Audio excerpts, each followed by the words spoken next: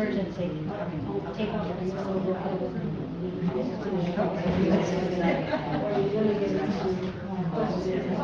Okay, 3 o'clock. Please rise for the pledge of allegiance and a moment of silence. I pledge allegiance to the flag of the United States of America and to the republic for which it stands, one nation, under God, indivisible, with liberty and justice for all.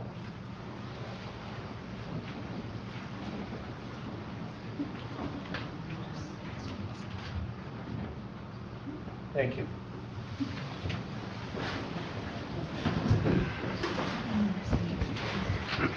We have roll call, please. Commissioner Ansorgi. Here. Commissioner Rushton. Present. Chairman Bonnick. Here. Commissioner Wessel. Here. Commissioner Sutis-Little. Here. Commissioner Rettenbach. Here. Commissioner Lautner. Present. All present. Thank you. That would bring us to public comment.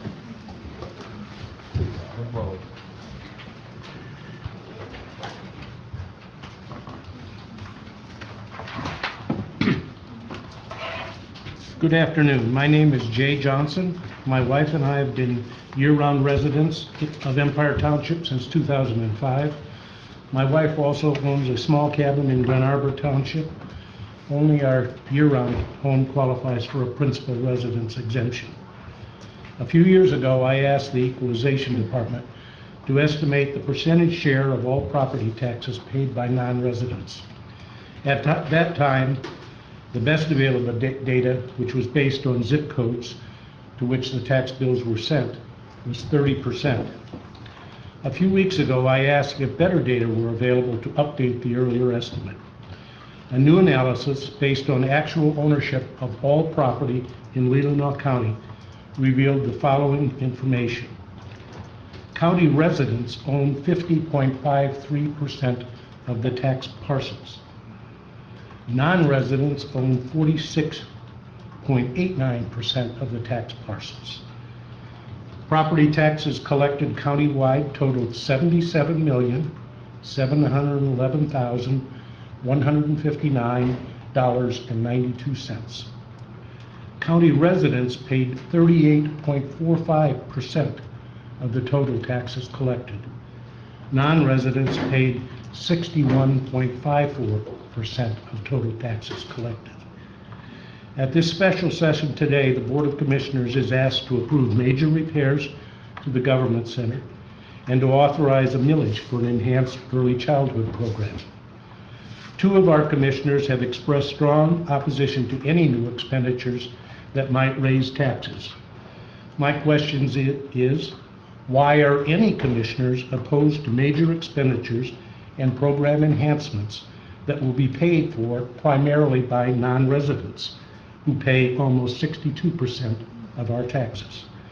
To oppose these measures simply because there will be an increase in your taxes is looking a gift horse in the mouth. Thank you. Any other public comment? Please, report. Hello there, my name is Amanda Stowe, and I have been the social worker home visitor for 8 years in October at the Leelanau District Health Department, and I just wanted to share a story with you. I serve with multiple different programs. One of them is a maternal health program, and I've also been doing parenting communities for the last 7 years. And so I want to just give you a little story about a family I've been working with since pregnancy. First, before I tell you the story, I want to tell you that I asked the mom for permission to tell the story, and when I did, she said to me, whatever it takes to help other families, whatever you need to tell them so they know, because it's so important. So I wanted to share that this mom was a mom that I met when she was pregnant with her first child, and at the time she had very limited support system. She was struggling with addiction to opiates, and had a hard time finding a provider that could support her. And through consistent home visiting, she was able to find the right thing to keep her baby safe through Subutex medication. And then also, at the time when the baby was born, the father of the baby left, and she was left with 0 support systems. And through my weekly support home visits with her, she's been able to become a secure base for her family. Her child's thriving now. He's now a toddler. needs in the community. They had no housing, no employment, and through regular support and connection to important resources, they've been able to thrive. And I can speak to this child now that this child is now doing wonderful. And if it didn't have that support, I really do believe that her life would have looked way differently. And recently, this mom sent me this out of the blue. She sent me this note. I didn't ask for any information. I just got it in my email.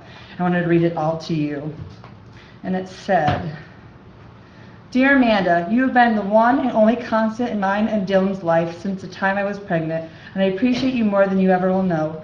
Thank you so much for the work that you do. You affect people's entire lives in the most beneficial and positive ways, and they probably don't even see it. I am so thankful that I've had the chances to have your services, encouragement, wisdom, clarity, and support throughout my pregnancy and my baby growing into a toddler. Thank you very much." So I just wanted to share that. And I also wanted to tell you that I need to clone myself. There's no way. I work part-time in this county because I also have 2 young children that go to Leelanau Public School, and I cannot keep up with it at all. The people I do see, I feel like I barely can see the amount they do need to see, and so many times I wish I had like 4 of me, and so I just wanted to share that. Thank you. Thank you.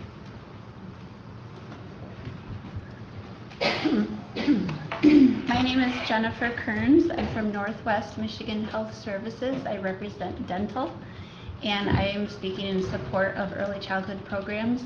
We would like to access more families to provide dental services. It is hard for us to access children and get to them and get the dental need that they require to have academic achievement. There is a House Bill 4223 right now in the Senate that is to mandate kindergarten dental screenings with Roundup. And the reason for that is because when children enter kindergarten with cavities, then they likely do not reach the 4th grade reading benchmark. And when they don't reach that, they don't graduate on time. If they don't graduate on time, there's more unemployment in the community. Thank you. Any other public comment?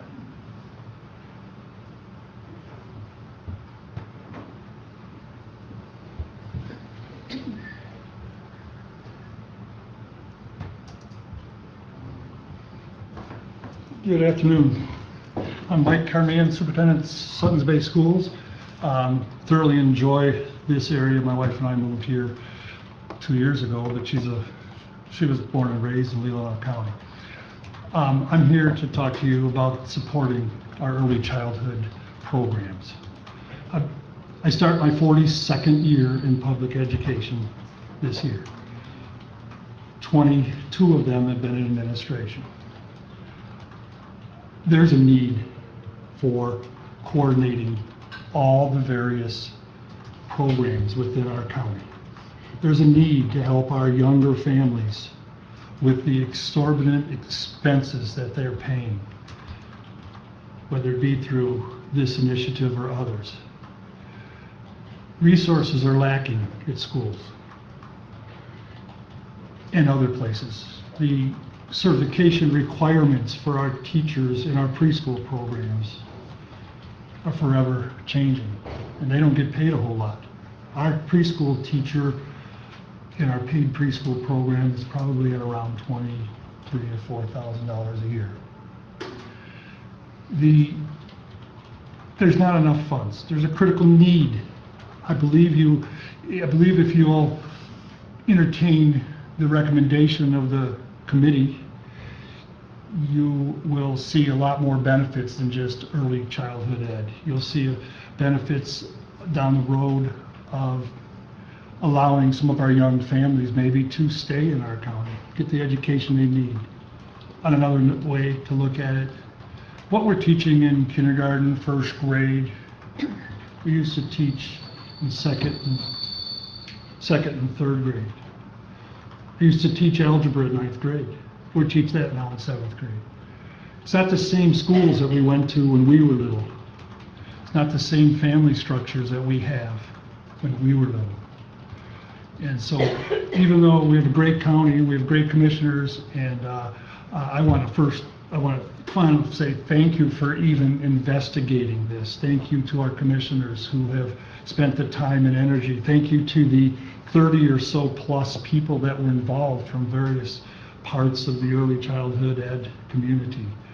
And I know it's a difficult choice. Give you one last thought. It's about $8,000 in our paid preschool per year per child to attend. Add that to the housing costs and everything that our younger people have to endure. I believe the recommendation that you have before you has a lot of very good parts if it can be pulled off. And the work's just starting. So I thank you for your work and your entertainment. I think for looking at the proposal. And thank you for those that have been involved so far. Thank you. Thank you. Thank you. Any other public comment?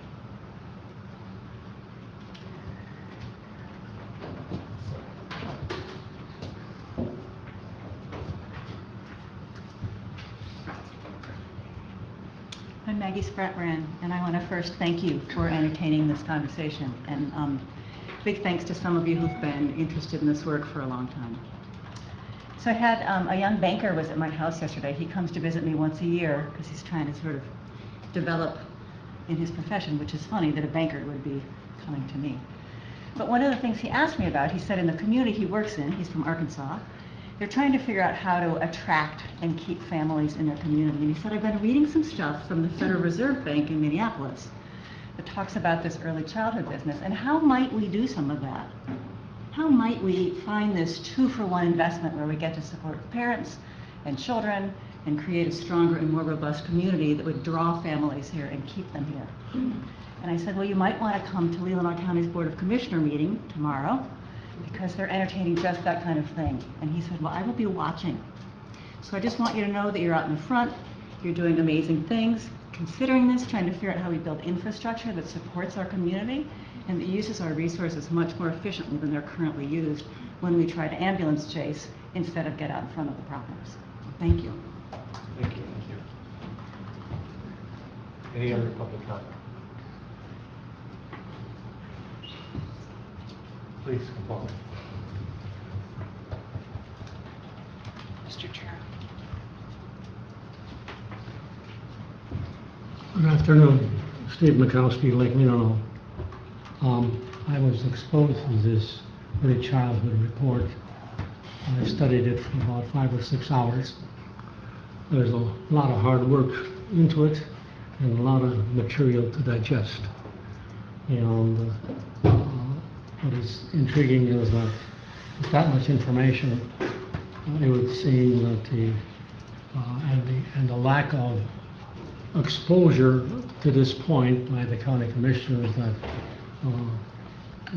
this would be it would be wise and prudent to take all these reports under consideration and study them. But now I believe it would be premature to take any action on this today. But there's a lot of meat in that report and those reports. One of the things I found intriguing is that the report was an interim report. It's not a final report. And that I read that I got from the county commission office, and that the early childhood development report was an interim report and it was undated. But there may be further reports on it or not. And from the Leelanau County Health Department, there appears to be a lack of a recommendation. There is a recognition of the concepts and the benefits of it from the Leelanau County Health Department, but I could not find any recommendation by the Health Department that the County Commission should act on, take any action on this today. So from my perspective, and with the literally significant amount of information, and I believe there needs to be more clarification on some of the data, particularly on the last page of the report that I got with the appendix. There needs to be a lot of clarifications on information like numbers and percentages, because it's unclear to me that this requires this much effort at this time. But again, I think I would need, if our commission, I need a lot more time to really understand this and really make a proper decision on this issue. Thank you. Thank you. Thank you. Any more comment? Seeing none, we will move on then to our the purpose of this meeting. And the first item on the agenda is Early Childhood County Committee report and recommendations. Commissioner Sulis Little. Yes, and Jen, if you put up the PowerPoint slide, we have a PowerPoint presentation for you, and I have some assistance from some of the committee members, so if those of you who are we can join you at the table. We'll move to the other side.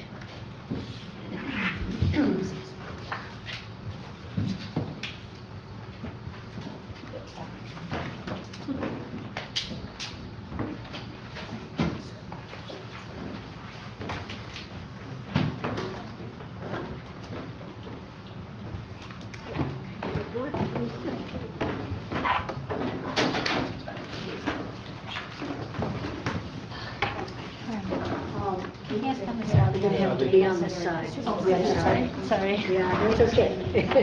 It looked good though. Yes, because this meeting is for the commissioners. It's really not for the public. So, Thank you. well, thank you so much for the opportunity.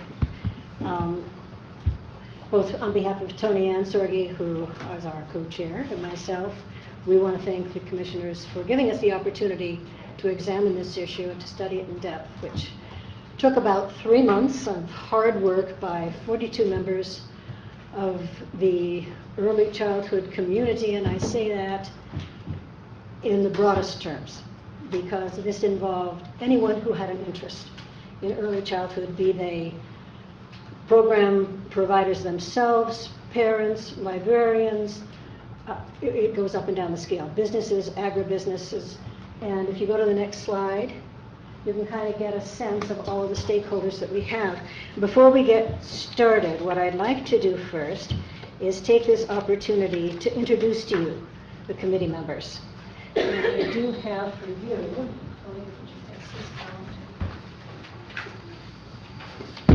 the list. You had it in appendix, but this is the listing without email addresses for your convenience. And as I say your name, would you please stand and just remain standing where I can read everybody's name. Starting with the school superintendent, Neil Weatherby. Neil Weatherby was on the committee. He unfortunately is not here today. Mike Carmine, who's superintendent, Suttons Bay Public School. Chris Porter, who is the human resource director and administrative assistant to the superintendent for Suttons Bay Public School. Also superintendents from TBISD, a former superintendent, Mike Hill, participated, who I don't believe is here today. From St. Mary's School, we have Sheila Anderson, director, who's going to be participating in the PowerPoint with us today. From Leelanau Children's Center, Molly Grosner, who is the Leland program director. Heather Bardenhagen, Northport program director, and Pat Sealer, who is on the board of directors, also participated. Leelanau Montessori Public School Academy, Arden Wilson, head of school. I know some people this really conflicted summertime and meetings. Suttons Bay Public School Early Childhood Center, Sarah Jane Johnson, Great Start to Readiness Program. The Hispanic community, Beatrice Cruz, heading up the ESL Migrant Liaison Program for Suttons Bay, and Beatrice was able to join us. Licensed daycare provider, group home provider, Joanne Baer, who I know couldn't be here today, but she's the early childhood educator, semi-retired. Parenting communities, coordinator representing Glen Lake region, Kathy Bartell. And she is also the Early Head Start coordinator. Benzie Leelanau's District Health Department, Michelle Klein, Director of Personnel Health. Barbara Connolly, member of the Board of Health. Grand Traverse Band of Ottawa and Chippewa Indians, Joyce McClellan, Director of Benogin Center and Head Start Program. Probate and Family Court, Judge Marian Krumkowski. Joe Povolo, Family Court Administrator. and Cassidy Fisher, Division and Prevention Counselor. If we look at regional programs, we've got from TBIST, Robin Horncole from early on, and Robin also did a fantastic job as our facilitator for the meetings. TBIST, Great Start to Quality, Candace Hamill, she's the director. Rebecca Hurst, Quality Improvement Specialist. Great Start Collaborative, who is not able to be with us today, Mary Manor, coordinator of the Great Start Traverse Bay Manistee Collaborative. Infant Mental Health, Development Consultant, Early Childhood Specialist, Maggie Spratt-Moran. Northern Community Links Mental Health, Carrie Gray, Chief Population Officer for Intellectual Developmental Disability Services. Natalie Terrell, Child and Family Specialist. Northern Michigan Community Action Agency, Emily Irwin, Early Head Start Programs, Services Coordinator for Benzie, Grand Traverse, Leelanau, and Kalkaska. Catherine Klatzkowski, Collaboration Centers Program Manager. In looking towards local organizations, Leelanau Early Childhood Development Commission, Mary Tonenberger on the Board of Directors. Leelanau Peninsula Economic Foundation, Casey Noonan, who is on the Board of Directors. Greta Campo, who is the owner of Dan Kendry Store and a member of the Leland Chamber. League of Women Voters Early Childhood Special Needs and Services Chairperson Sue Miller, who's also at the table. Leelanau Christian Neighbors, Nancy Popa, President, Board of Directors, and Mary Stanton, Executive Director. Mental Health Practitioner Fran Eckerson is a licensed professional counselor. Occupational Therapy, Kathleen Wainwright, Occupational Therapist. Dental, Jennifer Kearns, Dental Outreach Coordinator, Northwest Michigan Health Services. Churches with Parenting Communities Program, Robin Carden, Pastor, Suttons Bay Congregational Church. Leelanau Children's Programs, Laura Tui, Program Coordinator, Leland Township Libraries. Nursing and Social Work, Peg Ramsdale, who I believe is still overseas. Teachers, retired, Denise Krause, former teacher, Leland Public Schools. Parent Advocates, Allison Mertz, and she's retired from the Leelanau Children's Center, but many of the people here are also parents of young children. And I want to introduce also Jason Stowe, who is subbing for Neil Weatherby and is going to help with the presentation today. So thank you all for your talents, your skills, your energy, and your wonderful ideas.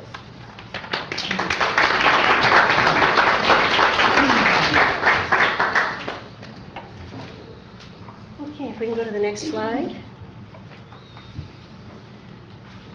So from early on, Leelanau County has been a leader in early childhood programs and services, but much has changed over the past 20 years.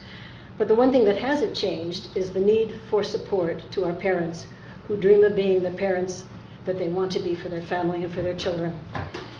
There are many types of services that are offered in the county, as you just gathered from the introduction a moment ago from the 42 people who participated. But all of those programs have limitations and requirements, and many of them are focused to serving only certain portions of our families, and that leaves a large pool of folks out. So today we're going to go through some of the programs and services in a little bit different way.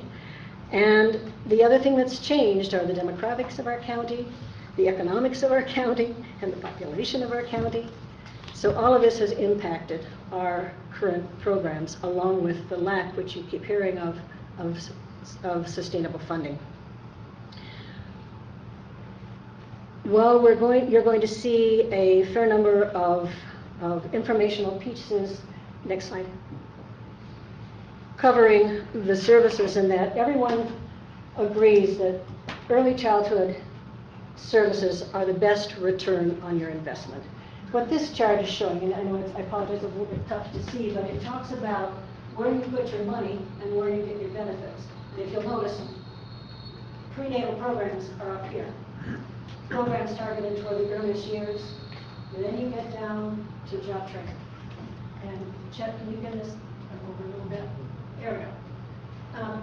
This is an excellent quote from James Heckman, who's a Nobel laureate in economics, and you're going to find there's a lot of economics in the literature that talks about the benefits, and some of it will be covered here today. But it says, a solid body of research shows the cost effectiveness of early childhood development in helping to prevent achievement gaps, boost school achievement, promote better health outcomes, improve our workforce, increase productivity, and reduce the need for costly social spending. Next slide. Patricia, it's hard to hear you without you being near. Oh, I'm so sorry. Yeah. I forget, me and my Especially you're quiet talking voice. Right, you're talking towards the wall, and There we I go. don't think that people can hear you either. They can hear me, but unfortunately you guys aren't, and you need to hear me. Okay, this slide says it all. We can pay now, or we can pay later. And right now, the way our system is set up, we're paying later, and we're paying big bucks. This is the amount that's spent annually, and this is last year's data, on special instruction support in Leelanau County, $204,511.75. The cost annually to a youth in our juvenile court who is not receiving rehabilitation services or in-house services of any kind is $10,000 to $11,000 per youth. The cost for a juvenile in youth treatment program is $30,000 to $35,000 per youth. The cost for an inmate that's incarcerated in our own Leelanau Enforcement Center is $99,645. The millage we're talking about today, if you take that millage and divide it by every child today in Leelanau County, is $640. So the return on your investment in early childhood, which addresses many of these issues, go away, is huge. And there's, next slide, all kinds of data that will be talked about today that shows that. We want to cover some recommendations today that were basically targeted for the health department, and others that are really targeted for other units of government will be covered briefly at the end. The question I keep getting asked is, why now? Why are we doing this now? Well, we've been looking at it for a long time, many, many people, and I know that you have been hearing about it for a long time yourself. Early childhood investment does produce the highest return. Why not wait? Well, it's because timing is everything. And it's time that the voters have an opportunity to decide. Our job today is to say, are we going to place this measure on the ballot on November 5th and let the voters of Leelanau County decide if they want to fund early childhood programs or not? The health department will have a chance to look at this in depth. What they did is have a brief review, although members of the health department board have been involved with this for a long time. But what they were asked is, do you support this concept? And the answer is yes, they do, if there's sustainable funding for it. There's no need to have them do more than that at this point because we don't have the money. So it would be kind of like putting the cart before the horse. There's been a push for this for a long time from many, many different areas. Businesses want it. Our businesses, it's the third highest priority that came out of a survey that the Leelanau Peninsula Economic Foundation did, was their concern for the lack of early childhood programs and services. We now have a program that is evidence-based, and it exists. And that's another fine reason for doing it now, because we're going to save a lot of money. If you are to replace those people who bring with them a ton of training and licensing, it will cost between 40% to 75% of an annual salary, depending on which literature you decide to subscribe to. But it's 40% to 75% per individual per salary. That's a lot of money. If we can do it next year, we can avoid all that. Plus, it is very, very difficult to recruit early childhood staff right now. One of the reasons the Leelanau Children's Center Northport facility closed is because they couldn't find quality early childhood staff. And when they couldn't do that, they had to drop to 4 days, and when they dropped to 4 days, they lost their clientele, because parents need services for 5 days a week, not 4 days a week and not 3. So let me turn this over next to Sarah Jane Johnson, who's going to talk about some of the literature on early childhood, but also the organic reasons of why we're even looking at this. Sarah Jane. Next slide. So we know that the early childhood years are a time of unprecedented growth. 90% of brain development happens after birth and before kindergarten. So it's this perfect window of opportunity to change outcomes for kids and families. And we also know that during this time, we can predict a child's outcomes. If we give them the services and supports that a family and a child needs, the outcomes look pretty good. And if we don't, the outcomes are much more difficult. Bill Gates said that the first 5 years have so much to do with how the next 80 turn out. And he's a big proponent of supporting early childhood programs. And it's pretty important that we acknowledge these first 5 years for, again, that return on investment, not only economically, but socially, what it does to our community, what it provides in social capital for Leelanau County. Next slide. And we also know that we don't have paid paternity leave supporting these early years like a lot of countries do, and that the cost of living in Leelanau County is high. We know again that brain networking set in the early childhood years predicts those outcomes, including lifelong physical and mental health. And we know that adverse childhood experiences may impact lifelong health, and that people with a lot of ACE scores are more likely to suffer from heart issues, cancers, and diabetes as adults. So there's lifelong physical health implications as well as mental health implications and societal implications. We also know that not every parent has the option to stay home with their child anymore. In Leelanau County, we are the #1 most expensive housing county in the state of Michigan. And it's really difficult for young parents to get a hold here between the cost of childcare and housing. Most parents have to be a 2-parent working family. Next slide. This is the classic slide that's in all early childhood presentations. But what it means basically is those who start behind, stay behind, and those who start ahead, stay ahead. You can see very clearly from these PET scans that kids, and when they say healthy children, they mean children in a normal, high-functioning household. They're given lots of exposure to stimulating events during the course of the day and are loved and cuddled and held and have responsive relationships. And the child on the right is a child who did not have those activities and exposures in their early childhood years. And you can see that the frontal lobe of the brain simply isn't there. And you can't think with what you don't have. If you don't have the area of the brain that has the ability for executive function, or the ability to make informed decisions and be thoughtful and be a little bit reticent in making choices, then you have people who are reactive, and it's troublesome socially, academically, for the society you live in. And there's a lot of research that supports this. There are 3 major studies that those of us in early childhood look at. The longest, the Perry Preschool Project, started in the 60s. In fact, the participants in that study are now my age. They're 57 years old. And they found this laundry list of outcomes for those kids that were supported in their early years. Lower substance rate, if you're concerned about opiate addiction, if you're concerned about crime rates, if you're concerned about mental health issues, teen pregnancy, lower retention needs in education, higher graduation rates, higher lifetime earnings, tax-paying citizens. This is the biggest bang for your buck. It really is a change agent.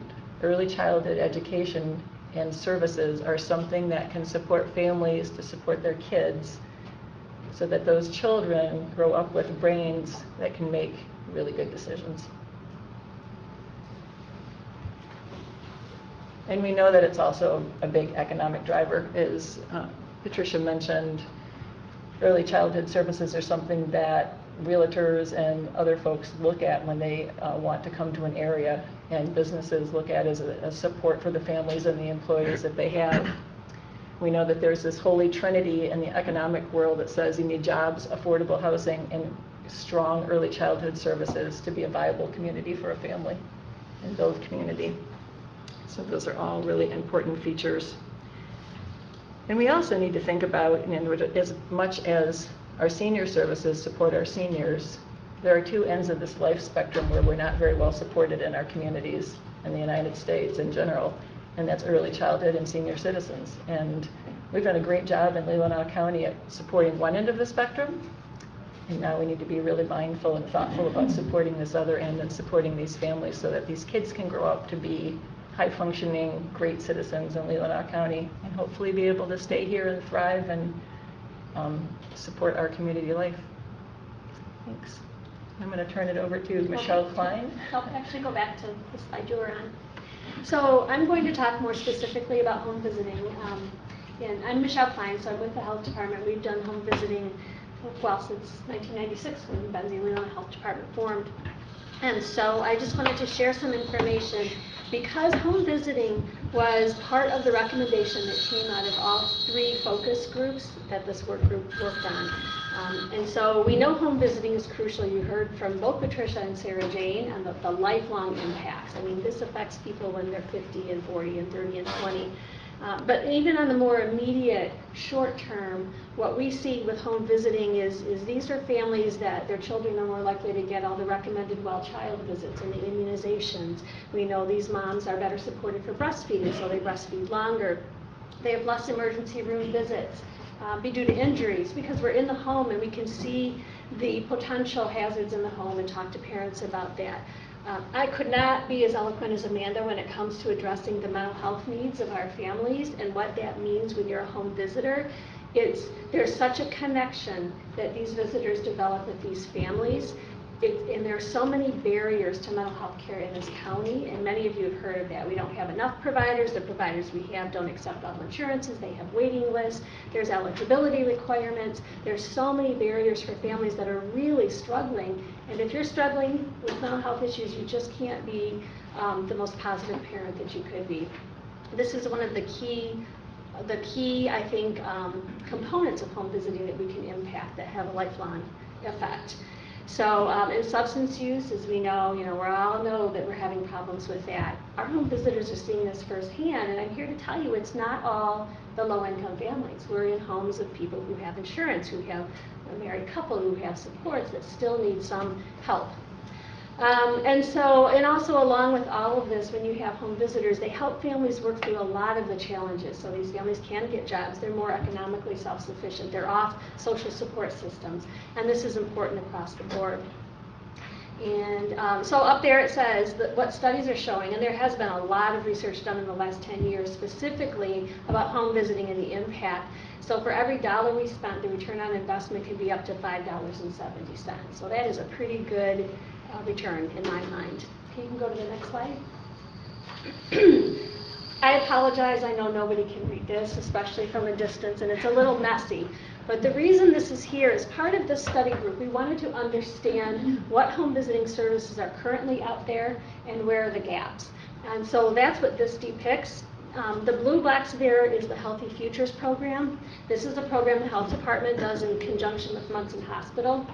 And all moms across the board can receive 1 to 2 home visits after birth, usually in that first couple of weeks. The focus of these visits is breastfeeding support, immunization education, access to health care, making sure they have insurance and a pediatrician. But it's really unfunded. We as a health department use some grant dollars to pay for that. And then next to that, the first pink box is the Maternal Infant Health Program, or MIHP. This is a wonderful, evidence-based, robust program for women and infants who have Medicaid health insurance up to 1 year of age. So they get 10 visits up to a year old. Next to that is Early Head Start, which is also a great program that has 5 slots in Leelanau County. So, and then Family Spirit is specific to the tribal community and also has some limited capacity. Underneath all those in the yellow is parenting communities. And parenting communities, as many of you, I don't know how much history you all have about that program, but it's been around 20 years, and at one time it was fully funded, fully staffed, did wonderful work. So here we are all these years later. The funding has slowly been chipped away from this program. They've got a few really great staff people who hung in there and are serving families, but they just can't do it all. They can't do as much. As Amanda said, there's so much more need than we have the capacity to do. And this is not, it's funded through donations. So you can't get good quality staff when you don't have secure employment. You can't pay for training. You can't serve enough families. What we see when it comes to gaps is that healthy futures, so you have 1 to 2 unfunded visits. We might go in to see a family that has priority health, and they identify that they have some needs, but there's nowhere for them to go to get those needs met. The MIHP program, what we see is that at 1 year of age, we have to discharge that family, even though that family may still have incredibly high-risk stuff going on. We need services to help them. So Parenting Communities does not have eligibility requirements. It's a great model. It can provide whatever service families need at the level that they need it. And so I think that's it on that. I can't see the numbers right now, but we did a lot of math to figure this out, and we public health folks, that's the way we calculate everything. So, but estimating, believe it's about 1,000 visits. I don't even have my glasses, so that's not helpful either. I can't see distance, I can't see close. But I think it's about 1,000 visits a year for roughly 90 families every year that we would be serving. Okay, yeah, that's fine, you can go on. So what the plan is, what we'd like to do, if we have adequate and sustainable funding, is take this Parenting Communities model that's already in place and is a great model, and expand that so we can serve everybody. Bring on board more social workers, have community health workers who are well trained. Playgroups is another component of Parenting Communities, and the reason playgroups are important is because that's a great connection point. We have playgroups throughout the county, strategically located, so everybody can go. This whole Parenting Communities is open to every single family that has young children here. I used to go to playgroups and look for them. This is the place where parents, they support each other. They have a playgroup facilitator. You're providing education about, you can have speakers come in and talk about car seat safety or locking up your medications so the kids can't get a hold of them, or preschool nutrition, or just anything parents need support-wise. This is also a connection point. So parents come to playgroups, it's non-threatening, everyone's there, it's a lot of fun, the kids are getting their social, emotional development needs met. And then they're identifying, gosh, you know what, they're going to cut up my gas next week, or I don't have enough food to put on the table. And that's when they're connecting with this home visitor then, who can say, hey, you know what, let me come out and see you at home, and we can work through some of those challenges. And then parenting education is another component. It's, of course, interwoven into everything we do, but also you can have separate events. Maybe you're having a baby shower for all new moms to come and meet each other and learn about resources in the community, or you're having an event about toddler nutrition, which is a concern for many parents. And then along with Parenting Communities, we have a coordinator that we would want on board that's really the early childhood coordinator that knows everything that's going on, that's working with all those different home visiting programs I mentioned, daycare providers, pediatrician, everybody, the school systems, everybody in that early childhood world, to make sure that everything is integrated, everybody's sharing information, we're not duplicating services, and instead we have this seamless continuum of care for these families. Go ahead to the next slide. So I mentioned high-quality high-quality home visiting programs. This is really key. We're not talking about just throwing something out there. We want a program that's universal, so everybody has access to it. It's equitable. What that means is that families get the level of service that they need. One family may really only go to playgroups, and that's all they really need. Another family may need weekly home visits for 3 or 4 years. It's multidimensional. So we have the child in the center, and we're looking at everything that surrounds that child, their housing, the transportation, the economics, the nutrition, the parenting, and then we can address whatever they need to make these families stronger. It's evidence informed, so the services we provide and the way we provide those services are based on research and on the research that's showing us what is most impactful. We have skilled staff. What that means is we have social workers that are licensed and have an infant mental health endorsement or are working towards that. We have community health workers that are certified and go through special training, that have parents as teachers training, that have knowledge about nutrition, child development, parenting, community resources. Do I think that we would open the door to have these skilled staff on hand the next day? Of course not. As much as we'd like to, but I believe there's a lot of people who have the passion for it, and we would build into this a lot of training so that we would have a competent workforce. Quality assurance and evaluation. What that means is we have processes in place to make sure that the services are provided in the way they're meant to be provided, and that we're measuring the impact, so we know that we are having a good effect. We'd also be measuring satisfaction for our families satisfied with what we're doing and making changes as we need to. So I think that's my last slide. Yep, that's my last slide. So with all that said, I'm going to pass it on to Sheila. I'm going to There thank you you. go. I'm Sheila Anderson, the preschool director at St. Mary in Leelanau. And regardless of our feelings about the changing world, what it really comes down to is our children and grandchildren are being held to those changing expectations. For example, the Michigan Department of Education has early learning standards of quality that begin with infancy.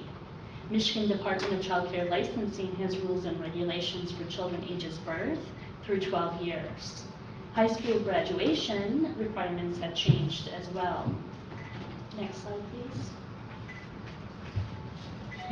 Earlier, several studies were mentioned, and one in particular that I would like to highlight is the Perry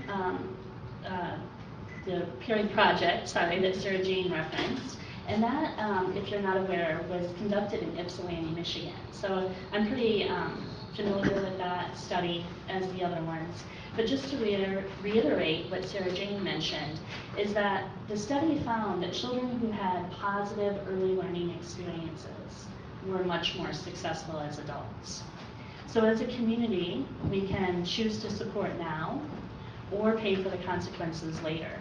And those consequences are lower graduation rate, teens and adults with addictions, divorces, children in foster care, a higher number of people incarcerated, and a greatly reduced workforce. Next slide, please. So this really is an opportunity for businesses, educators, health professionals, religious leaders, the Grand Traverse Band, and politicians can all come together for the sake of our families. In this community that is so beautifully nestled among the birch, the pines, the acres of agriculture, the waterways, we can ensure that it will be successful for years to come. And please understand, by no means does our report suggest we want to impede the bond between parent and child. To the contrary, we have outlined services that will support the parental bond and assist families, who desire or find themselves in a situation where both parents are employed. Parents and extended relatives may also need additional services and supports during a divorce. If a parent is battling addiction, as you've heard, children in foster care, or in the care of a relative. That's my last slide. To me? You can, next slide, please. I'm sorry, whack one. Well, sorry, Jen. So I guess from a K-12 perspective, so Leland Public School for the last decade has had early childhood as a priority. It's been one of the initiatives and board goals.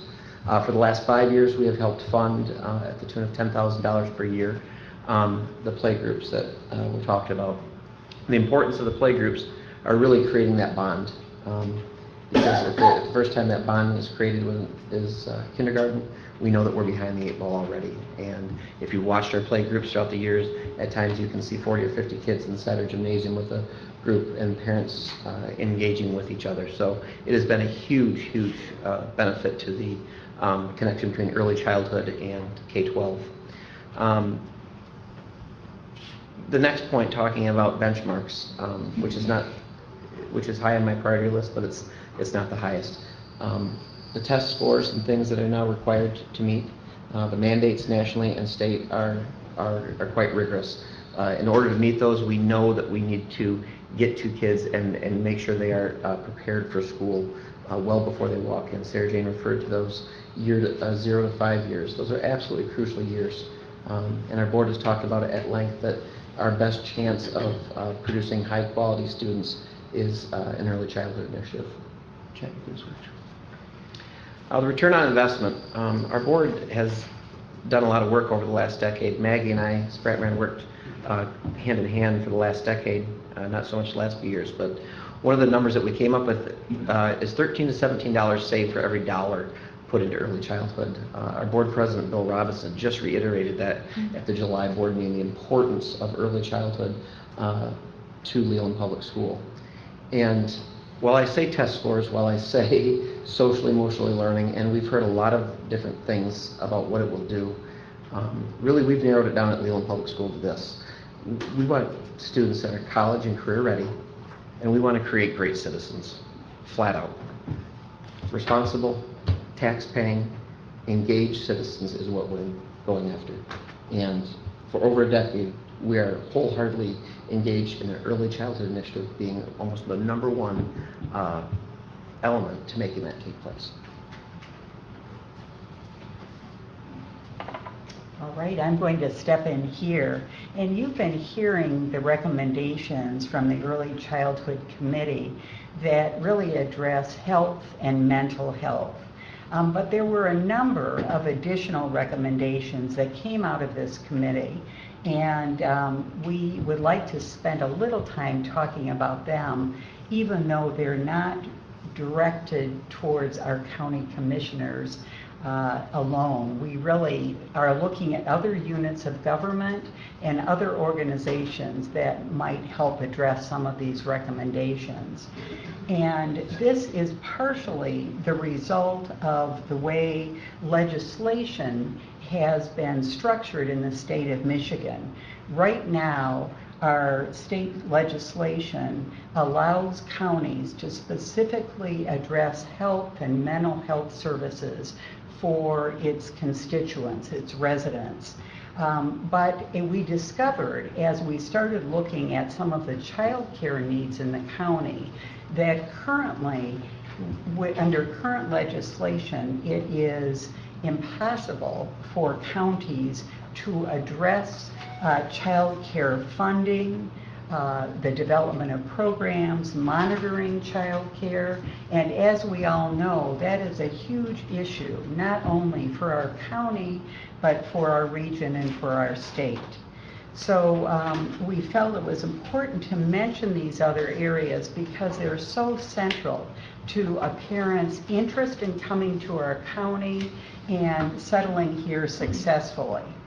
And we have specifically made some recommendations at the state level that address enabling legislation that would provide the ability for counties to develop programs that can address some of these child care needs. And one of the concepts that came out of this list of recommendations was a Leelanau Futures Professional Development Fund. And that is a fund that would be available to child care providers to allow them to really build up their skills and improve the quality of the care and the mentoring that they could receive in their roles as child care providers. The next one, please. The other area of interest on the part of the committee was looking at any legislation at the state level that might provide tax incentives for child care providers, parents, and businesses. And we have actually, within our county, been talking to our state representatives and sharing our concerns about the affordability of quality child care. And they've been listening and have been very receptive to the concerns that have been expressed by people in the child care area from our county. The next slide, please. We are not alone in our committee's recommendations. We really have good company, and we've been joined by a number of other organizations that you're familiar with who have been looking at the same issues that we have. The Northern Michigan organizations include Networks Northwest, along with public sector consultants that released a big report on child care earlier this spring and the needs in our region, not only our county.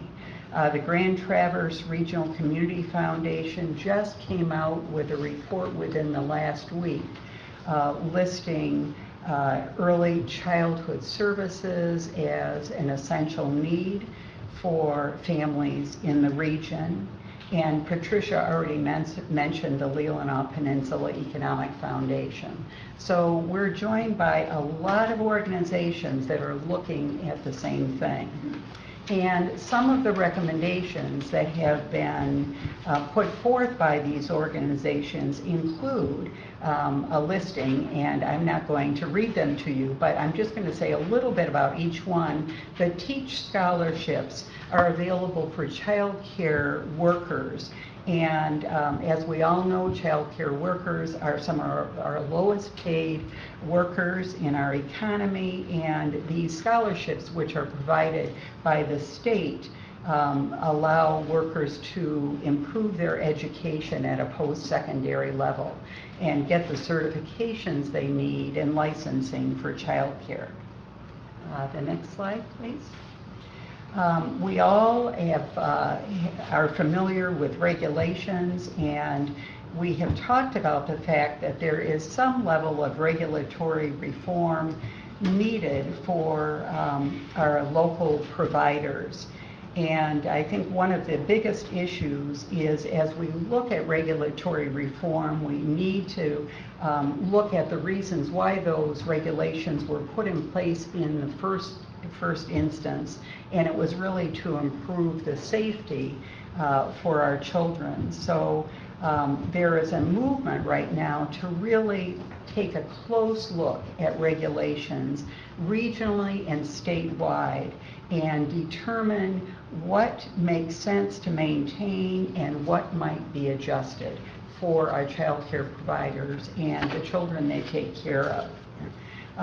Another area of interest on the part of these organizations is the implementation of family-friendly policies, and our business leaders are really looking at this. We're talking about offering flexible schedules, consistent shifts for employees, and also having employers who are interested in taking on the challenge of providing either on-site or off-site child care. And as we all know, Munson Hospital has done a great job in leading the way in our region for addressing the need of their employees for regular, consistent child care. And the benefit for Munson is they have staff members who are there much more regularly. So we're also looking, and I say we because it's this broad coalition of supporting public investments at not only the state but at the federal level, and supporting regional efforts. And it really is a matter of collaborating on so many of these efforts. And one more slide I have. And that involves exploring and promoting private, public, and nonprofit partnerships. And we have been busy exploring those possibilities. And we've really looked at all of the other stakeholders in terms of those who provide service and bringing parents on board to help explain their needs so we can be receptive to what our families need and want in our community. And we've all concluded that it's going to take all of us to make improvements in this area. And we really thank you for your willingness to consider our proposals. Next slide. This is where I get a chance to talk. This slide's for us. What can we do as commissioners? One of the big things is we can be supportive of children and families. And I know every one of us talk about our grandkids, our kids, and we look at that, and that that's a big part of our lives. But it also, as elected officials, we got to also look out for everybody's kids. So just kind of keep that in the back of your mind and be supportive of that. Recognize the keen importance of social, emotional development as the foundation for all later learning. I know this for a fact in what I have done. Early childhood trauma can last a lifetime. They have actually seen images in children's brain scans that you can see the actual physical problems that occur when children don't get what they need. So that is something that we need to keep in the back of our minds. Promote public-private partnerships supporting early childhood services. We can't do it all. The county can't do it all. We got to look out and say, we got to partner with everybody in order to get everybody the services and the help that they need. And that might be just come down to being a good neighbor sometimes, to say, hey, you can call this person and they can help you, or link you up with somebody that can help you. Sometimes it's just saying, directing somebody to the right spot. And I know every one of you do that already for a lot of our constituents, and just keep that in the back of your mind for people with kids. That's an option for them too. And the last thing is provide county residents with the opportunity to vote for early childhood services. We're not going to approve any money today. All we're asking is give the people the chance to decide, is this something that they want to do in Leelanau County? Thank you. Questions? Since you have all this wealth of knowledge here, happy to take questions that you have on the report or on anything you've heard today. Yeah, I just had one. I was wondering if this is so effective, what has caused the loss of funding for it? I mean, if all the legislators know that this is so important, why would they reduce the funding to it? The easy question to that is we've done a really good job in Leelanau County. And programs today, what we're talking about is the loss of federal and state funding. And that is because the parameters have changed so much over time on what legislators are looking to fund, and most of it has moved to some of the urban areas with big city problems. Little Leelanau County is assumed to be very wealthy. And so on many of the requirements for receiving funds now, we don't score high enough. We score very low because we're a rich county, so to speak. Although we know that that's not the fact, because Ty, how many people are on free and reduced lunch? 40% of our kids are on free and reduced lunch. So it isn't the case for our families, but we have a lot of wealth in this county. Most of it is around the lakes, and the interior, not so much. So we have a difficult time in competing for those funds at either the state or federal level. Does anybody else want to add to that? Well, I think that there is a newer recognition, within the last dozen years, of the importance of early childhood services and programming. And when you look at the new funding that's come in at not only the state level, but at the federal level, this is funding that wasn't there before. But as Patricia said, it's often earmarked for specific populations in areas. And I think that's one thing that our county has been dealing with, is that it doesn't come to us. It's hard to compete with Detroit. Well, but when you talk about these studies, which I haven't seen the studies, but you say it's positive early learning experience. I mean, I don't know really what that means, a positive early learning experience. You're talking about health issues, but that sounds like an educational thing. I know I've read it, when you get to universal programs, they talk about if the children manifest more hostile, they have less consistent parenting. It says they have worse adult mental health and a lower relationship satisfaction with their mothers. So I mean, I didn't hear that addressed at all, other than one person said we're not trying to hurt parenting. But yet universal daycare type systems actually tend to do that, according to the studies I've read. But that's not addressed at all. I you know? think, well, a couple things. When we're talking about part of the universal home visiting services are very much health related. There's really sort of two separate pots to this, and one has to do with a daycare system so that if parents choose to work, they have the opportunity to do so.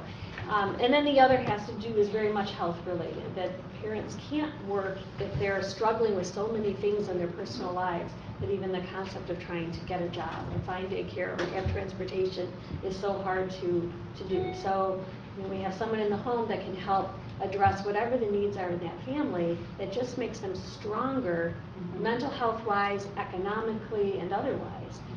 So, and I'll tell you, we just finished 31 county health assessment that we do every 3 years as a health department called My Thrive, and the two top needs identified looking at our constituents, the number was mental health and basic needs, getting those basic needs like food, transportation, housing, met. So these are things we have to meet. If we can meet these needs for our families, these kids are going to be better able to learn down the road. I mean, that's really what we're doing is we're trying to give them the best start. And I'd like to add to that too. Yes, I was just going to say you and Sarah Jane who do Yes, practicing. universal preschool is, I feel, a totally different subject. That's free preschool for all, starting at age 4. I believe what we've really looked at is the coordination of services, especially health-wise, including those parenting groups where families have that first interaction with people in the community. And so it's a totally different subject than universal preschool. And I'm not disputing the studies you read on that, but we're just trying to say we need to coordinate and get to these families. Well, but the things that you're quoting, the references they seem to be all about learning. That you're using, at least that's what you talked about, especially the one you talked about down in Ypsilanti, was all about them learning early. And learning is really part of the school system. If we're doing this, we're actually interfering with the schools, and we're legally not allowed to do that. Whether we run it through the health department or not, we shouldn't be in the teaching program. When you talk about having teachers, the early childhood go into teach, again, you get into education, which is not the purview of the county. Well, I understand where you're coming from, but when we're talking about learning and positive learning experiences, that's what we do our whole life. From the time you're an infant and you find that you've got a tongue, you find you've got fingers, it's all learning and growth. It's social, emotional growth and development. And that's what happens every day of a child's life, and that is what gets influenced through early childhood programs and services. Sarah Jane can wax on about that for a long time, I know. But that's really what we're talking about, not to be confused with book learning in preparation to go to school. That's a different thing, but I think Jason can tell you the difference of kids who've come through an early childhood program and how they can they settle down in their seats? Can they attend to what's going on? Are they argumentative with their peers? I mean, it's this kind of thing. If we can give children the skills, the emotional, social growth skills that they need as they're developing, then you have a child who's ready to not only handle school, but to handle their friends, to handle life in general. Academic learning is an outcome, so that's something that is very separate, as Patricia was saying, from the social emotional realm. And that's what we're really looking at, is supporting families so that they can be less stressed, more in tune, better bonded with their children, because those are the things that we know make a difference. That's what those studies really looked at. And their academic prowess at the end of it was a happy outcome based on attending to their needs when they were younger and building those really strong brain networks. Yes. I believe you mentioned that two things were the primary issues that you were recognizing, and one was mental health and one was basic needs, correct? Correct. So, as I understand it, we have federal and state funding that specifically target those two areas with funding allocations provided annually, and it's increasing from what I understand. So if these basic needs are not being met, Why not? Is it because we have not advocated for these citizens who qualify for these programs or this funding or help? Or are we fulfilling that need today? That's a complex issue because it's so, there are so many barriers to families if you're talking about, let's say, basic needs. Well, I only go on what you said. There are food pantries out there, and there are an assortment of services out there, but first of all, you need to link the families. We're not talking about, I'm going to bring you food. We're talking about linking family up with services that are available. Many of them have eligibility requirements and have caps on what they can do, or they run out of money. They get their money in October, and by January, they're out. So there's a whole, and every need is different.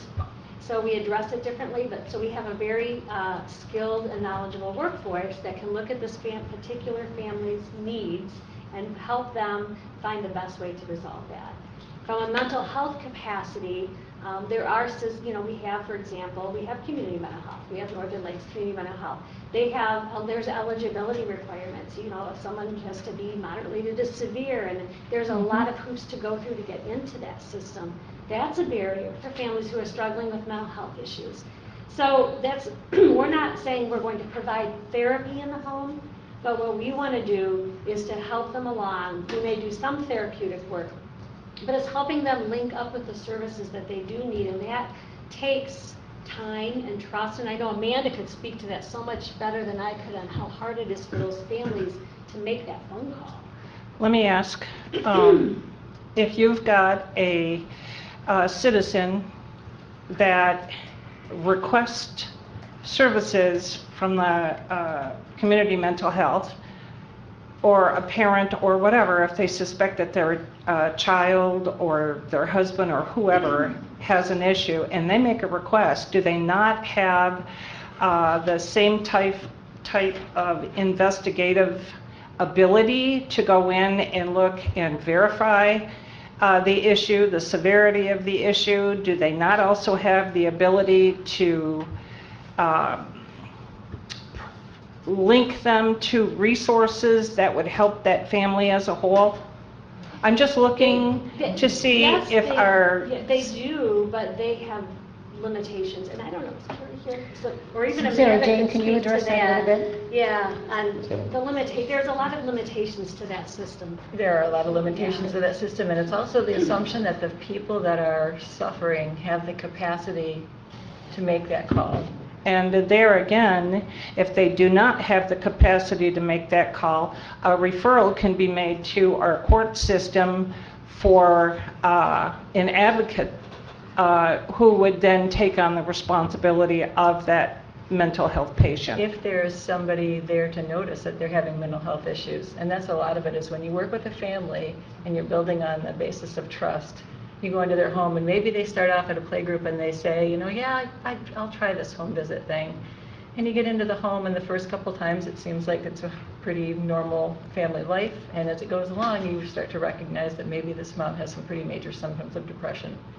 And she's not able to figure out a way to get the services she needs because she's in a depressive state.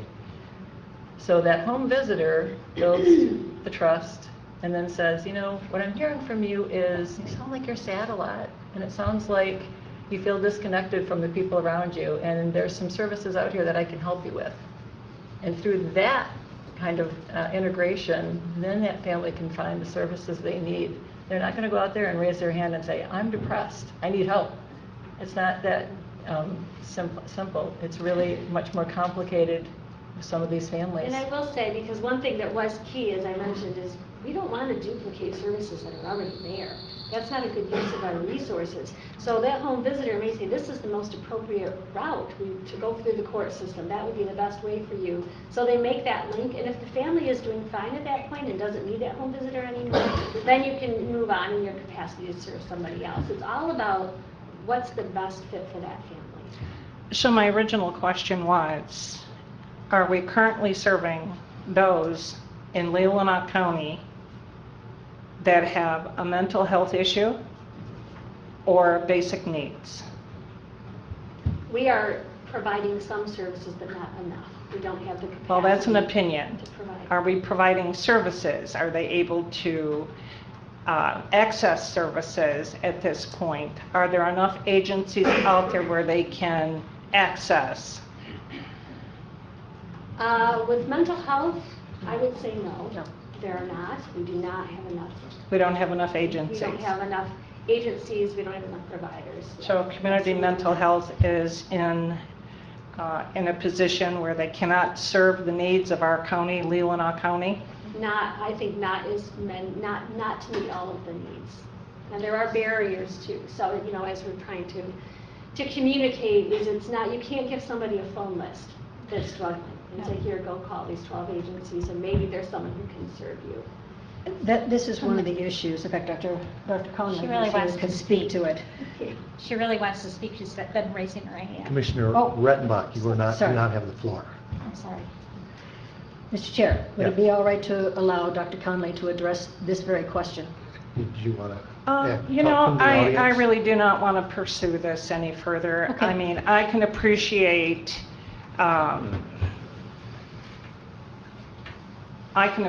the passion, and I have to say, I have learned a lot today from all of you people, young, old, and in between, that serve the community. You have brought a lot of information to this board today, and I appreciate that. We have a lot to learn on the issue.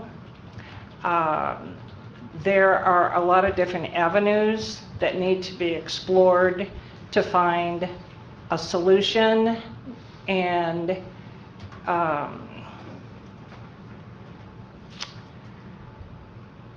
we have to investigate ourselves as a commission to see if all of this information that has been provided to us today is actually empirical evidence. We have to visit the laws and the regulations. We need to see if this commission can be instrumental at the state level.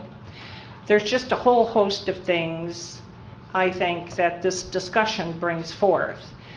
And with that said, for us to make any sort of a decision today about any of these issues, there should be robust conversation, discussion, in a workshop setting so that we can vet these different issues on an individual basis. It's like you said, these issues are broad.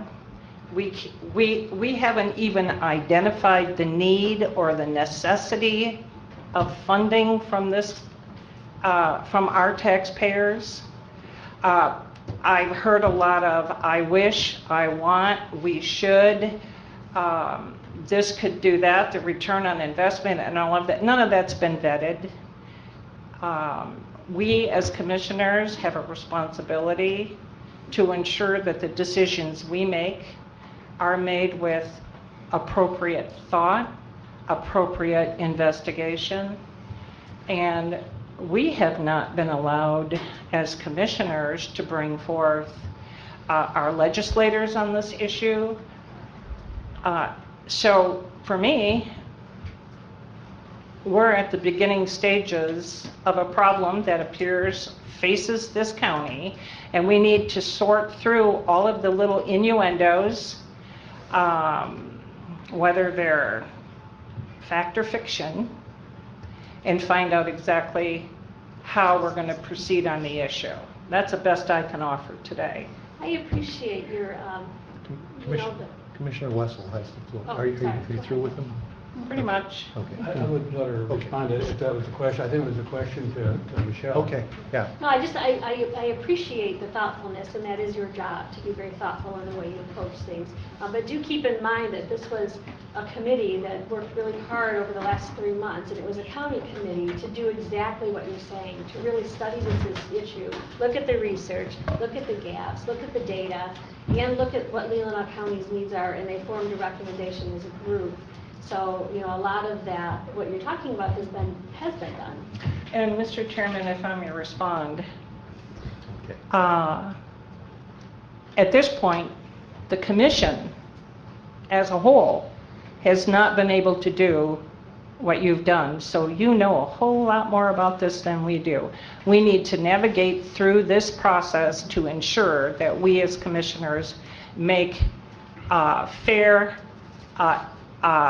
decisions for both parties on this issue. Thank you. First, I'd like to thank the committee and the presenters, and thank you very much. I was, as I listened to it, and I preface it with the fact that for 46 years I was in education, so it's not the first time I've heard much of this. Facts are stubborn things, but we do have some facts. Half of the kids going into kindergarten aren't ready for kindergarten. And when they start kindergarten, they never catch up. We know that. That's a fact. That's documented. If we don't know it, it's because we haven't gone to the literature to find it out. Second fact, we know that there aren't very many parents that don't want to be good parents, but we know there are a lot of parents out there that aren't good parents. They need assistance. They need help. Parenting is the only occupation we have. It's probably the most important one, but the only occupation we don't have that takes absolutely no training.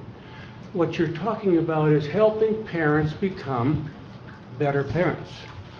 The economists have already delivered on the fact that we know that it's the best return on investment possible. If we don't know that, it's because we haven't been paying attention. Because the Nobel laureate's been saying that for decades. The literature is there. The investment, the return on investment is there. Even if we don't want to do it because we like kids, even if we don't want to do it because it's good for kids and families, we ought to do it because it's a good investment. One final fact. We don't have in this county or this region the programs and the services that are documented as necessary to have schools or students be successful when they get to schools. We don't have the placements, we don't have the teachers, we don't have the services, we don't have the facilities. I just spent with Mike Carmian the last 3 weeks trying to figure out how we're going to serve some kids in Northport because our program in Northport closed.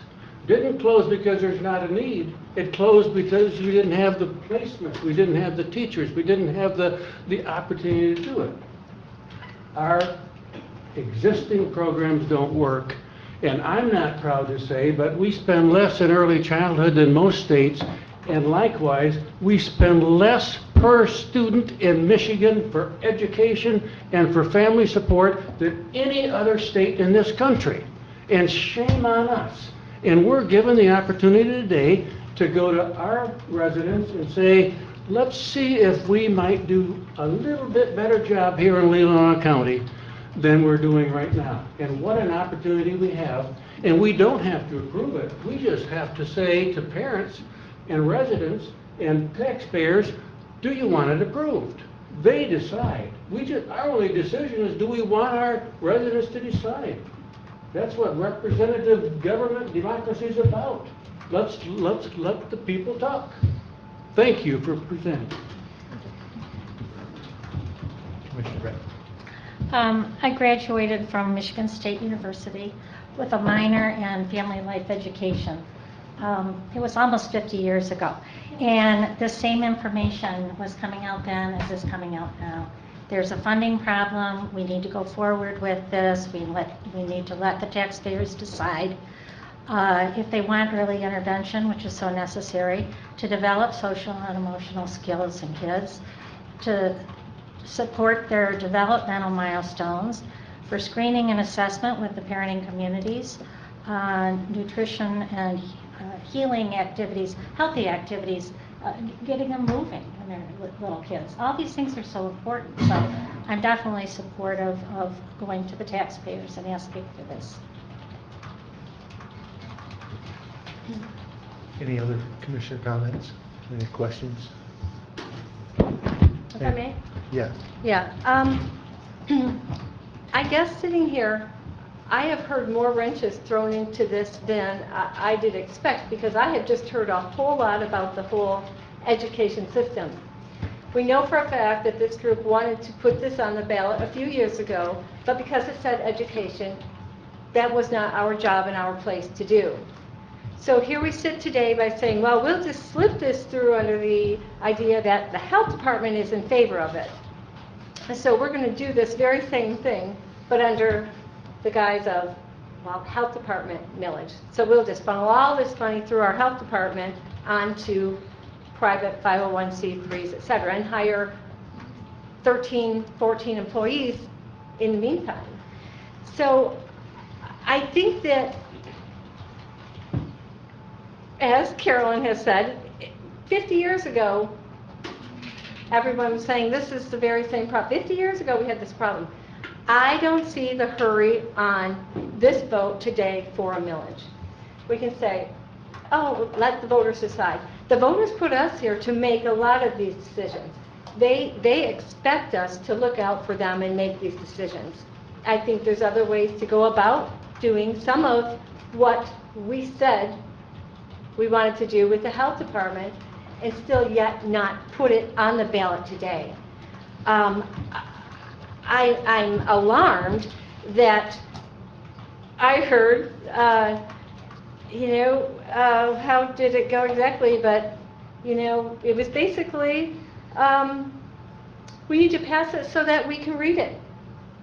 Nobody has, we've barely gotten this report. Our constituents haven't seen it or even heard about this to come back and tell us, yes, I want to see this on the ballot. No, I don't. Our constituents know nothing about this yet. It has not yet been in the enterprise. And because Patricia asked for a special meeting to beat that August deadline to get it on the ballot in November, we're sitting here being asked to vote for something that we have not fully vetted. I don't disagree with all the things said about early childhood education and development. I've strongly believed in it. I do believe there is a problem with parenting, and I think there's probably no end to the amount of money that we could throw at that. But do we want to place a millage on the ballot today for this? And ask the citizens whether they want to go down this road when we haven't fully vetted this idea, and to know whether we have conflicts of interest with 501c3s. Should we be getting involved in even contractually with the schools? Because this is what I'm hearing. We're going to place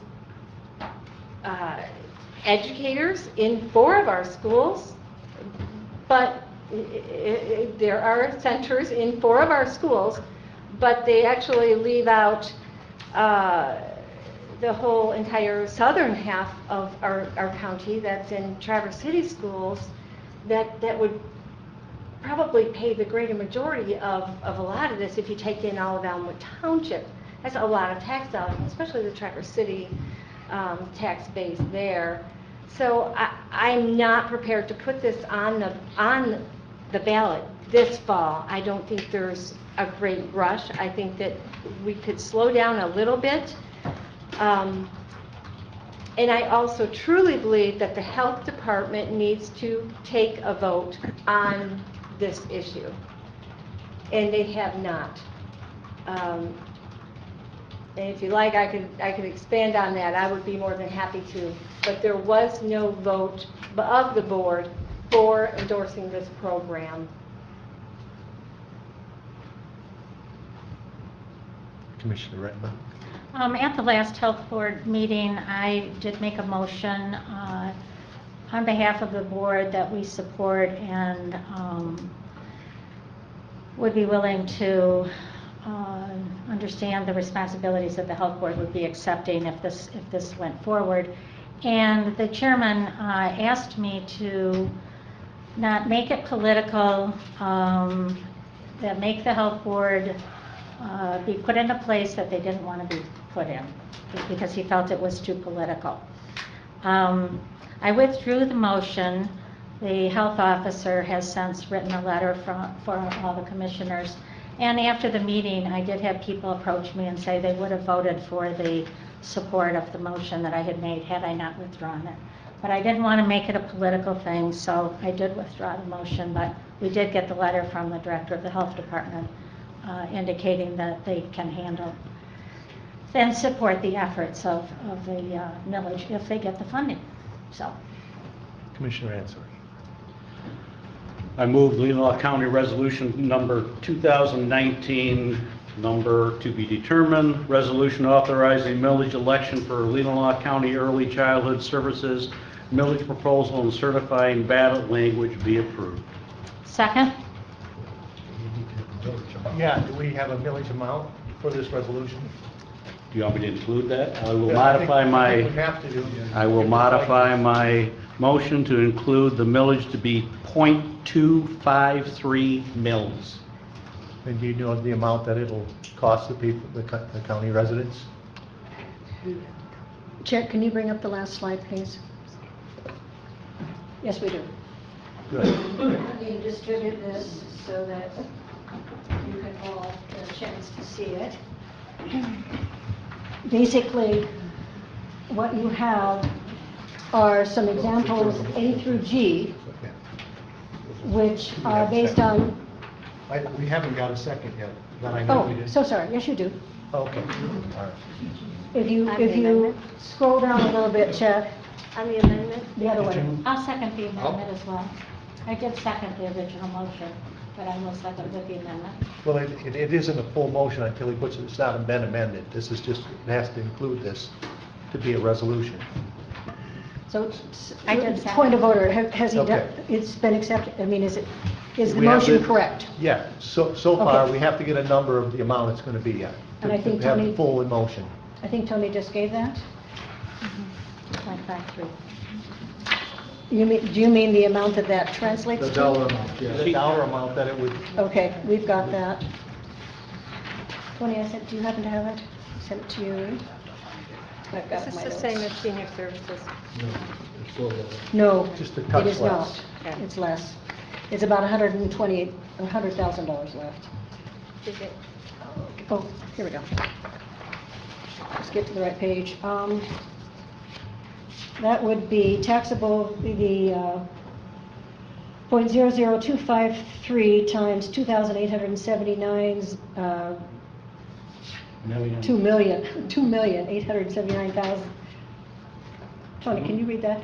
$2,879,025,334 is the total county taxable value, which at .000253 yields a value of $728,000, 393.4.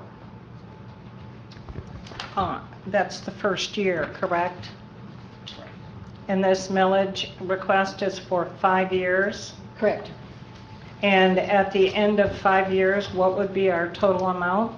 Well, you do it, every year it's going to change based on the taxable value. Exactly. So every year, this allocation will increase, and at one point, we will be looking at $1 million. Hypothetically. I don't know that. I don't I think don't so. know how you know that. Rollback, I don't That's think so. hypothetical. No, it's not the way it works. Yes, we take a short break and make sure the clerk does the math. Okay. No. There's a motion to take the break. I don't have any problem with that, so I'd say we take a 5-minute break and we get that numbers correct for this motion. Okay. Well, I just want to make sure that we multiply it out, because I'd like to know what it is going to be in 5 years, too. If you just multiply it out approximately. But it won't be The millage that. amount that's approved. The millage amount. The taxable value changes every year. That's right. So there's no way to answer that question, what it's going to be in 5 years. No. Approximately. Yeah, right. So it'd be 3.5 million. If everything Approximately. grows. Yeah. Okay. I bet you there's some stuff. taking a I 5-minute would break. love to have that 5 minutes. knowledge. Yeah, right? It's going to keep it. Jason, I know. Sorry. Thank you. Sorry, I should have asked her. Are we all set? Yeah. Do I have the floor? Well, did you want to address your motion? I would. Oh, Okay. I'm sorry. That's first choice. Would you please do, Tony? Okay. We are not approving the money today. All we're doing is saying we want to let the people have a choice whether they want to do this or not do this. In our representative form of government, the people can come and petition us to do something, and we have had that happen here over the last 3 months. Now, does everybody out there does all the electorate know everything about this? No. That's why there will be an education process for the taxpayers so that they will know what this ballot proposal is about. No different than any other ballot proposal. But if we don't approve it, there's no need to do that education process. So that's what we're doing today, is asking for the opportunity for the people to make this decision, not us. Thank you. Would you reread the motion, just as we talked about earlier? Okay. If I may. Yes, please. The motion was to approve the Leelanau County Resolution number 2019 number to be determined. The resolution authorized the millage election for Leelanau County Early Childhood Services millage proposal and certifying ballot language with a amount of 0.253 mils, which is 25 cents and 3/100ths of a cent per 1,000 of taxable value for a period of 5 years, that would raise an estimated amount of $728,393.40 in the first year. And that's okay with the second, Commissioner Rettenbach? Yes. Okay. So that's the motion. Okay. And do you want to say any more about it? Yes. We've had a 3-month committee working on this, lots and lots of expertise that I was amazed about, with people with lots of education and background in this area from a lot of different perspectives. And I don't want to go through that again. I don't, that was the purpose of that committee. And obviously, if there are questions to be answered, if part of the education process, we should be able to answer those questions. Thank you. Commissioner Wright.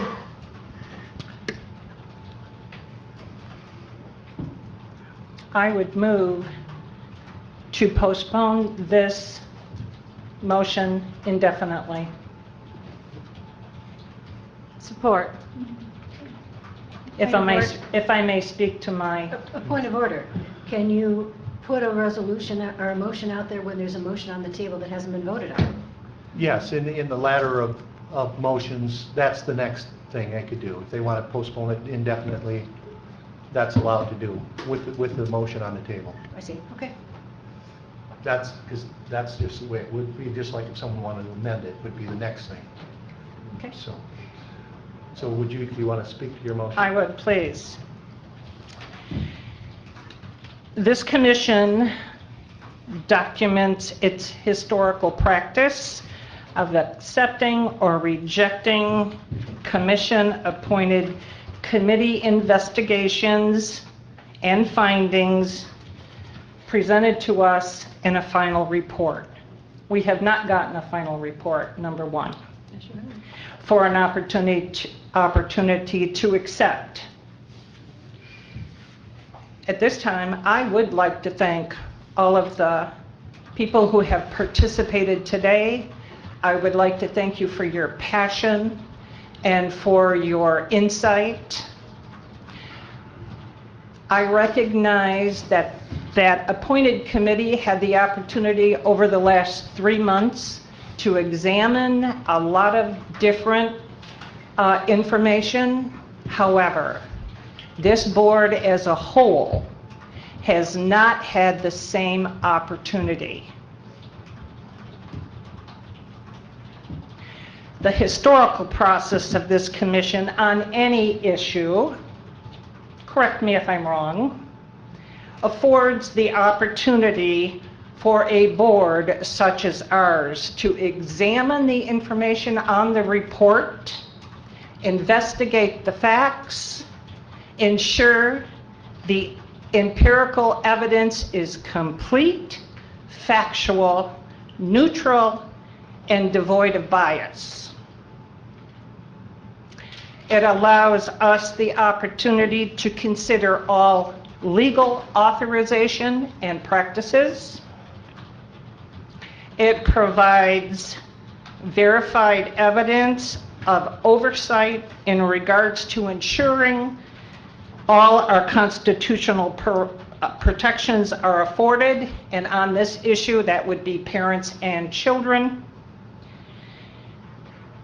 It gives us an opportunity to consider and review the current taxpayer-funded programs for limitations and/or expansions. The opportunities that may come from that. It gives us an opportunity, a process to determine need and necessity of our citizens in our community.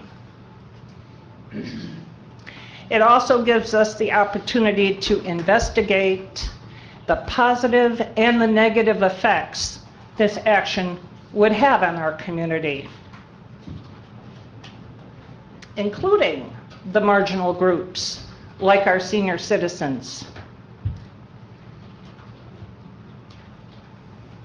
We have not had a chance to examine or to consider all financial options for funding.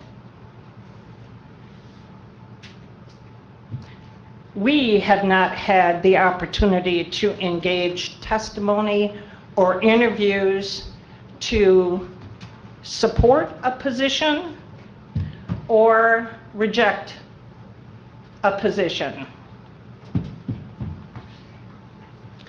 I have not seen any testimony or infrastructure needs associated with cost-benefit analysis.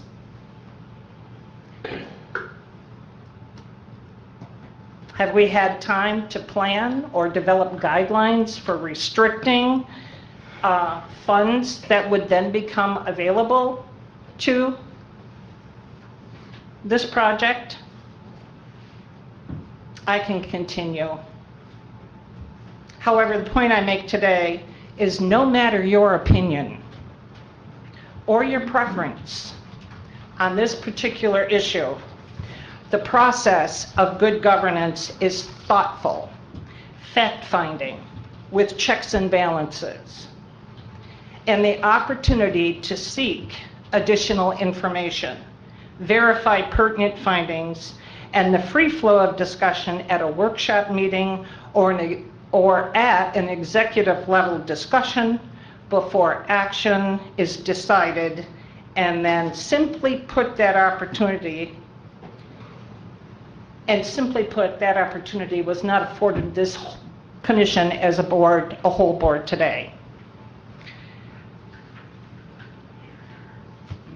The request for funding by this commission in a positive vote today does not allow for complete vetting or analysis of the proposed project, and I reject it. I find this not only disrespectful to commissioners, the historical process has been turned upside down, but it is also an injustice to our citizens because we, their elected officials, have not been allowed to do our job. I ask this board to provide the time and allow us to vet the request, the millage amount, how is that determined? We don't even know, and uphold the process to continue discussion, review the facts for a conclusion, and at that time, if a millage is the necessary means to fund this, then we should move forward at that time, not today. Thank you, I yield. Commissioner Sutislo. Well, let me start by saying on the county website, under County Commission, Board of Commission, is the Early Childhood County Commission. And right in green, it says Early Childhood County Committee Final Report and Recommendations. And I will correct myself then. I understood The interim today. report is what went to the Board of Health several weeks ago. Thank you for that clarification. It's okay. Yes. So I understand your concerns that you've expressed, but let me ask before I go on a question. Was there a second to this? Yes. Yes, there was. Who seconded? Myself. Oh, Commissioner Lott. Melinda, okay.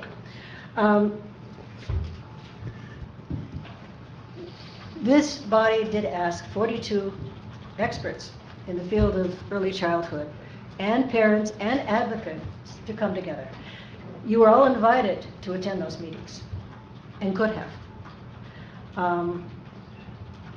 Commissioner Answorthy, Mr. Wessel came to one, and others have been asked the information. It's all been on the website since April 25th when this started. I've done reports at each time. So this isn't something that's just sprung up. It's something that we have tried carefully to bring everybody along. You know, the health department was involved, 2 of their members, a member of their staff and a board member. Again, this is not something that has just been sprung up. It's something that we have been careful about all along.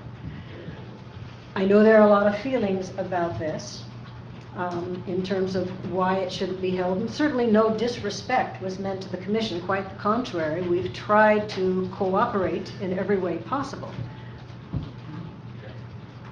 The final report is a set of recommendations, and one of those recommendations is coming from this panel of experts of 42 people who have been working in early childhood for a long time. We've all been exposed to this discussion for a very long time.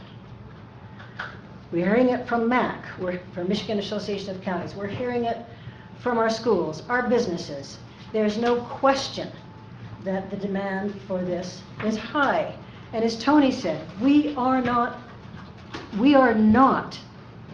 saying that we're going to put money out there. We're saying that the voters of this county are intelligent people, and they are very capable of doing their own research and understanding, and there will be plenty of opportunity. There will be many educational opportunities for people to get into the facts of this, to see what we're talking about, and to make an informed choice at that ballot box.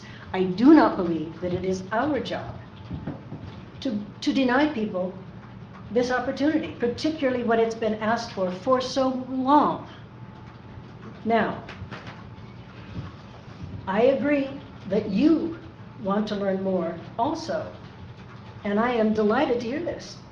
And I hope you will come to those meetings, and I hope you will learn as much as you can about this very important subject that impacts us in so many ways, economically, socially, in so many ways. So, needless to say, I am supporting the motion made by Commissioner Answorthy, and I will not be supporting the motion to postpone. Commissioner Lott. Yes, thank you. First, I have a question of this is going to be a special election? Yes. Well, for the county-wide, but not, there are others that are on the ballot for different townships. How much is a special election going to cost us? It's about $20,000, and we've talked with the clerk, and it is in her budget. I can't tell you how much it's going to cost anymore because I'm getting more requests to have elections in November now. So it may be less. It's going to, yeah. So there may be others piling on to it if we Actually, stay. they've already made their decisions. Oh, they have, okay. Yeah. So we have, at the very least, probably some cost to the election. Will have some cost, yes. And it's going to come out of your budget. Well, it has to be paid for by the county other than what the township. Thank you, Michelle. I do know that townships who have to run this, of course, they have to pay our workers, but their clerks are not paid anymore because they're salary positions. So they'll just be doing their work unless they have unless they have a township issue. I find it hard to justify spending any money on the elected on a special election for our residents for a program that they, at present time, know nothing about. Okay, we've only just received this report a few days ago and have not been able to ask any of our constituents about it yet or be approached by them about it. I think it should have been covered in the paper at least once and give the public an opportunity to weigh in on it. I think a public hearing might have been in order rather than rush this through. When this was brought, when I did not support the committee being formed to study this because I said this would come down to a millage. And I was told, no, it wouldn't. No. And yes, by Patricia, I was told that no, you were not looking for a millage. At this time, I believe were your words. No, so, they weren't. yes, exactly. So go back to the tape, Patricia, and I'm not going to argue with you because it is there. So you're not asking for a millage, at least not at this time. We have some other projects that are in the millions of dollars, and we've had multiple meetings about those. We've been able to look at those projects inside, outside, and upside down, and those are also being paid for by our residents, by our taxpayers. We've been able to, if we just follow our past practice, we would have a work session on this at the very least. I know that because those issues that we're dealing with have been covered in the paper, I get asked about them all the time. So I know where my constituents are weighing in on those projects. I've had that opportunity to talk with them about it. The health department did not solicit this funding. They will gladly accept the dollars if we'd like to increase their services, as their letter of support says, but they did not solicit. I say we are going into a new budget year, and if we look at just the program that the health department endorses, then we could possibly increase funding for that project, and that project alone, because that's the only project that they signed on for, which is the home visit portion. This is a little bit reminiscent of the first senior services millage, when we asked if there was a plan, and there was no plan. There were no set numbers, and later we know that we had some total abuse of that program because the county was totally unprepared to take on that amount of money that fast without a plan. I think there are too many questions. I know of at least one, and I've heard possibly two, daycare providers down with Traverse City addresses, or Leelanau County daycare providers with Traverse City addresses that were never surveyed. They have heard nothing about it, and they have openings for children. I heard the question about why we would want to not tax our residents. I've got a number of reasons why I don't want to tax my residents, any more than absolutely necessary. So we can say, yeah, 50% of the dollars are going to come from outside residences, but we have a lot of residents that also have non-homestead homes in this county too. So you're hurting both sides of our taxpayers in a lot of areas. We can tax our non-homestead people right out of the county, and they'll probably be replaced by residents. And so we would be hurting ourselves funding that way. I don't want to see us lose those non-homestead people. We cannot support this letter based on support this millage based on the health department letter. There was no vote from the health department. I think that a vote from the health department should be made after they have had a full presentation, at the very least what we saw today. And I talked to Lisa Peacock, the head of the health department, 2 or 3 times since last week when I heard this was coming. And she repeated to me several times, she has had no details. She has questions too. She has not seen the whole packet. Is totally unprepared to endorse the whole packet plan. It hasn't evaluated it. It needs time to evaluate. It was never presented to her for consideration. only the home visit piece. The letter was in support and not endorsement of expansion of that home visit piece. So there again, I think that before a millage, the health board needs to see the entire packet, hear the entire plan, and then have a vote on it. The board chairman of the health department was very uncomfortable with this and does not support it. Says if Leelanau County wants to do whatever they want to do, fine. He did not support it, and neither did one other board member. So as I understand it, if with a vote with a board of 6, if it came to a vote today, there would be 3-3 and it would fail because they don't know anything about it. And they were very concerned about the whole daycare portion of the entire packet. I again say I think there's no need to rush this. The children that are truly in need are being served. And as I said, we're going into our budget process.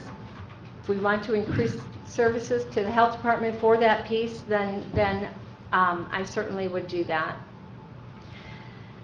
The chairman of the Board of Health recommends that we wait until March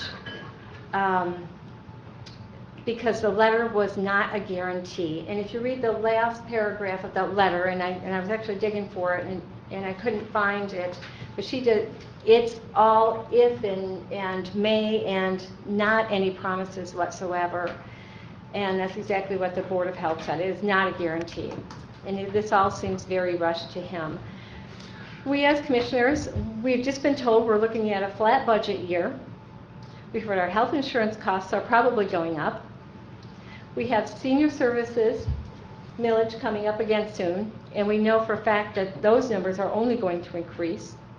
We have a 911 radio system that may possibly be a millage. We have our jail roof to consider. We have this HVAC system in the millions of dollars to consider. $300,000 plus for asphalt out front we're looking at. I've heard $20,000 for the dam. Did I hear possibly more today? For the dam in Leland, we're responsible for. $100,000 for Marine. We have our MERS. I've heard Parks and Recreation would like a millage. Our townships are already struggling with their fire rescue and ambulance millages with the demands of our aging population in our county. Our fruit farmers have been hit hard. Some of them are dumping full loads of their fruit or shaking it on the ground. And for me to sit here and say I'm going to put a question out there on the ballot to tax them even more, I just can't do it today. We've got cyber threats out there. If we're ever hit with a ransom, we could get hit hard. We have no nest egg left in the county. So I think there's some much bigger things we need to consider before we say yes to a millage today on this, and just slow down a little bit and see where some of those things go and make ourselves an educated vote. Thank you. Commissioner Ansari. I appreciate Commissioner Rushton's comments. I do find them very thoughtful. And if we were approving the money, I would agree 100%. But we're not approving the money. All we're doing is responding to a request to have the people decide whether they want to tax us or not. So this is not where we are approving the money. This is not us saying we're going to spend the money. All we're doing is saying let the people decide whether this is something they are willing to tax themselves to do. That's the question. And that's why you may not have all the questions answered that you want to have answered. And I'm sure that there's a ton of voters out there that don't have all of their questions answered either. But there will be an education process to answer those questions for anybody that wants to get answers. And that's the difference. We are following the proper procedures, in my opinion, because we are responding to a request by the people that are asking us to do this. So, you know, it's not us making the decision. It's saying, let the people make the decision. Thank you. Yeah, well, I just wanted to say, you know, I don't think anything this important has been pushed through this quickly, especially when we know next year we're going to have probably 3 different elections. It can easily go on, it'd probably be in March, maybe August and November. I don't know why, you know, because I mean, there were other things mentioned here, like we could use tax incentives, you know, to the people with families. We can find different, you know, why is this the only means of funding? You know, and usually committees bring a report to it. We don't act on it right away. You know, I know on July 6th, I think we got a report, you know, from you and Commissioner Sudas Little, but nothing about millage was mentioned about it. Then, and it was just last week was the first time. And the reason we have committees is that all the commissioners do not have to get involved in it, and then it comes back to us, and then we can study what the committee brings to us. We're not following that system. The committee's coming and it's telling us what they want, what they recommend, and we're going to just do it. And that's not the normal procedure, at least not in my mind. And really, I've only had this information about the millage, and to me, that was actually, we were told it wasn't going to be for a millage. So I was surprised by that. I mean, yeah, maybe you said, but you said, no, it's not the purpose of it. No, what I And said. you were gonna, What I said Will was. has the floor. Excuse Well, me, if I but may. no, did Sharon Point has of order, the if floor? I may. You I have can the let her floor, answer Will. me. Yes, That's all right. because this is an important point. What I had said was that a lot of different things were being considered. What we needed was sustainable form of funding. It may be a millage, it may be something else, which was an honest statement at the time. Okay, well, I mean, maybe I misunderstood it, but I it was misunderstood. twice it was asked, and it said, no, it's not about a millage. I asked So- outright. so- I asked outright, Mr. Chairman, if I may ask the floor? Yes, Yeah, you so I may. answer your Go question, ahead. you're correct. I asked outright. That was my point about refusing or voting no on the committee, is that I said it would come down to a millage. We were Okay. told, no, we would not. So. But that it would I'm not. just saying that we are going through the right thing, and I do think that once it comes to the committee, it needs to come back to this board, and then we need to have some time to digest it, talk about it, and see if we've got other means of funding it. Whether, you know, if we don't do this HVAC for $3.5 million, we maybe have money to put towards that, you know? So there's other means that we can look at, but to push it through right away, I think that's I believe that is disingenuous to this commission to say that if we came to the committee meetings. Well, that's why we appointed 2 commissioners to it, to bring us the information, not to make the decision. But it seems to me that the decision is being made. And the amount, I don't know how we come up with that amount. There's nothing in there that tells me why we should give them $730,000. I mean, how big of a department are we going to have? It's almost the same as the senior services. You know, we just gave a larger millage to the senior services, but now we'll take it away from them, you know, by adding another millage to the seniors. So the thing you know, I mean, and Beta added for another millage. 911 has added, we've added a tax to them, you know, and then fire and rescue have also added taxes. So, I mean, at what point do we stop taxing? To me, that we need to really consider this more seriously and take some time about it. I'm not saying we don't do it, but I do think to do it today with 1 week's notice, that we're pushing it too fast. Call the question. All right, well, we have to call the question, then we're going to vote on if we want to vote on the motion To postpone. to postpone. But we're just voting to stop discussion and call the question. We have to vote, All right. But we have to vote first Stop discussion. on her motion to postpone, is that correct? No, well, we don't have a second on the call the question. Second. All right. So now this will be just on whether we're going to call the question and stop discussion. All right. All those in favor? Aye. All those opposed? Aye. Motion passes 4-3. Okay, so now we'll go to the postpone indefinitely. Okay, so that would be the next vote on that.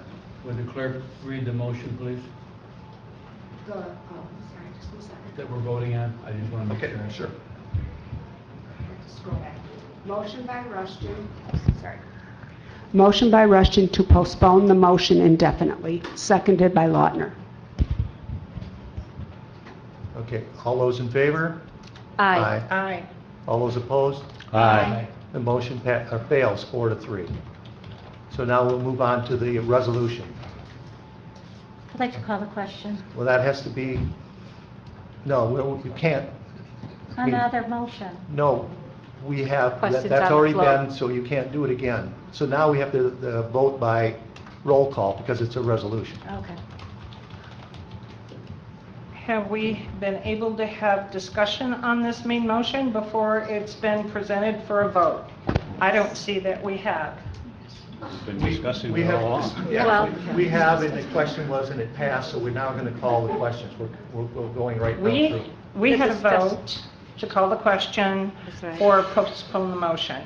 That's right. All the discussion that was entertained was under that particular motion. That's right. We should have an opportunity to speak to the main motion before the next motion is called for a vote. Okay, well, and then if that is true, then Commissioner Rettenbach had said to call the question after that second vote, but that was not seconded. So then we'll open it for discussion on the main motion. Correct. So Commissioner Sulis Little, would you like to speak to the main motion again?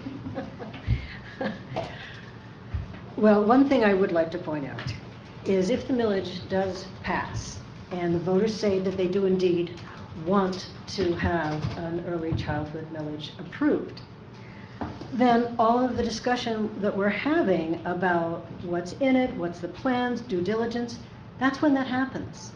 Because once the health department knows that they have funding, there is already a broad brush of exactly what would be in it and what would cost, but nobody knows until the millage goes through. At that point, it comes back to this board. This board is the final deciding factor on how much, would go into what program, that it would be the time to vet all those requests coming from the health department, coming from other sources. That's when all this kicks in, not now. So I'm with Tony, and let's vote to let the people have their say, and that's all I want to say on the issue. Commissioner Lautner. I have a really hard time voting for a millage where I'm going to ask my constituents to come to the table and vote on something that we really don't know what it is yet. If we get the money, we'll put together a plan, or if we get the money, we'll funnel it through the health department, because the health department isn't going to be doing this. This will be done by 501c3s or other organizations who are going to hire all these. You okay? Okay, that was a deep sigh. You scared me there for a moment. I was just leaving the chair. Actually, it's a deep sigh, but that's okay. So we have contractual employees of 12 or 13 contractual employees. So we're going to, again, throw this on the ballot, see if the taxpayers want to approve this money, and then throw together a plan for this. It's alarming at the very least, and I won't support it. Commissioner Rushton. Everybody assumes the other side is against this, which is discouraging. However, I would like to clarify. The committee performed as requested. They did an excellent job. However, if we commissioners go ahead and support a motion with a dedicated millage amount, it is my opinion that we as commissioners are providing a disservice to all of you here and not here. Why? Although Commissioner Ansorgi points out, get it on the table, let the people decide. And in the end, that may be the issue. I'm not opposed to that idea. However, the millage amount is preset. There are the implementation of this program that is already preset without looking at a broad scope of opportunities for who maybe if the health department decides they don't want to do it. Have we even looked? We have no confirmation, verification from them that they have the ability to take on the extra, so on and so forth. We have not, as a board of commissioners as a whole, been able to add or take away input on this process at all.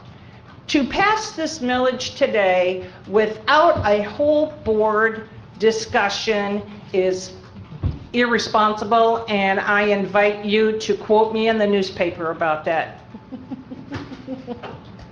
Because that is exactly what it is. It's irresponsibility on behalf of this board.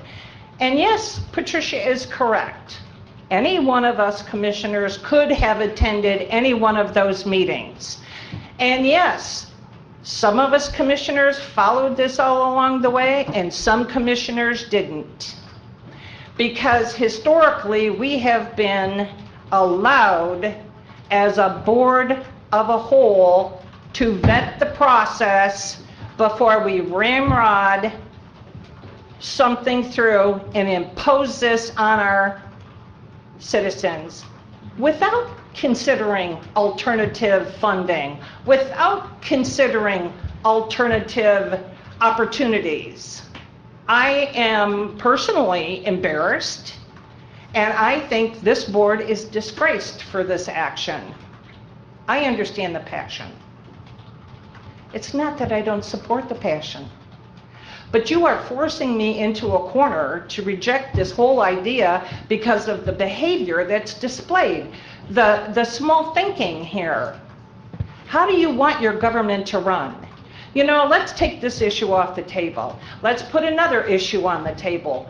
Would you like the other side to ramrod through legislation or voter approval on a project that you absolutely abhor? How would you like it if we said we wanted to instigate a committee for the support of Pipeline 5 and we want taxpayer money to fund that? Is that fair to you? Is it fair to anybody? How is this process different? We have not had an opportunity to vet this issue, and I reject it wholeheartedly. Narrow-mindedness, inconsistencies, irresponsible, embarrassing. Commissioner West. I don't want to respond to that, only to say that my lack of response does not mean I agree at all with Commissioner Rushton's statement. I have the floor. When this board makes a decision, this board has an obligation to support this board's decision. I find what just took place irresponsible and grandstanding. Thank you. Any other statements? Commissioner Locker. Just a question of clarification. We as commissioners do not have to support a motion that is passed by a majority of commissioners. Is this what you are saying? I'm saying this board supports this board. You have the right to individual opinion, but the comments that were made were not respectful to other board members. If I may, I have the board. Actually, I agree with what Deborah is saying, absolutely. This is way outside the process. We are being rushed into this. We are being forced into this. And we have responsibilities of our own. We can't just place every issue on the ballot. This is why we are elected. We're elected to make decisions, and some of them are, what do we want to tax our residents at? What asks do we want to put out there for millages? I'm saying we've got a lot of millages out there we may need to be putting on the ballot. Is this one we want to do? I think she's absolutely right. There may be alternative funding. I know there is through the health department. I know the health department has said they are not prepared to take this on. So why put this on the ballot this fall when we don't know those answers? It is irresponsible. And it has been said it's narrow-minded. We hold a lot of responsibility ourselves for these decisions. Our constituents are counting on us for that because we can't just be placing everything on the ballot for them. And this is nothing that we are mandated to do. We've got enough mandated things that we have to be looking at, I say, first.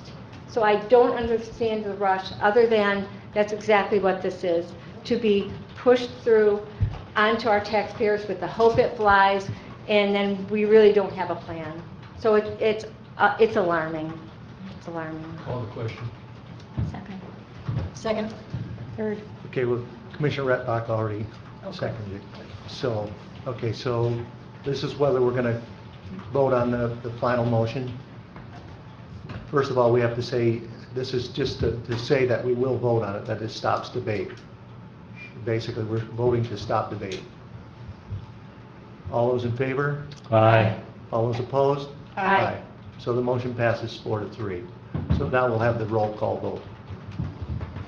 The roll call vote On the resolution. On the motion to Okay. pass the resolution. I made that motion. Okay, that was made by Commissioner Ansorgi. Yes. Commissioner Ansorgi, Yes. Sorry. Chairman Bonnick, No. Commissioner Lautner, No. Commissioner Rettenbach, Yes. Commissioner Rushton, No. Commissioner Sotis-Little, Yes. Commissioner Wessel. Yes. 4 yes, 3 no. So the motion passes. All right, so then we have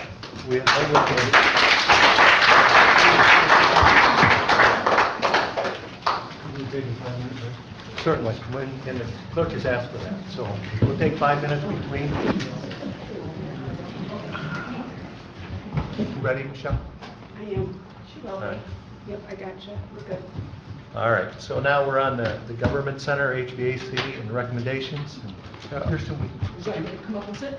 yeah, if you would, talk about it.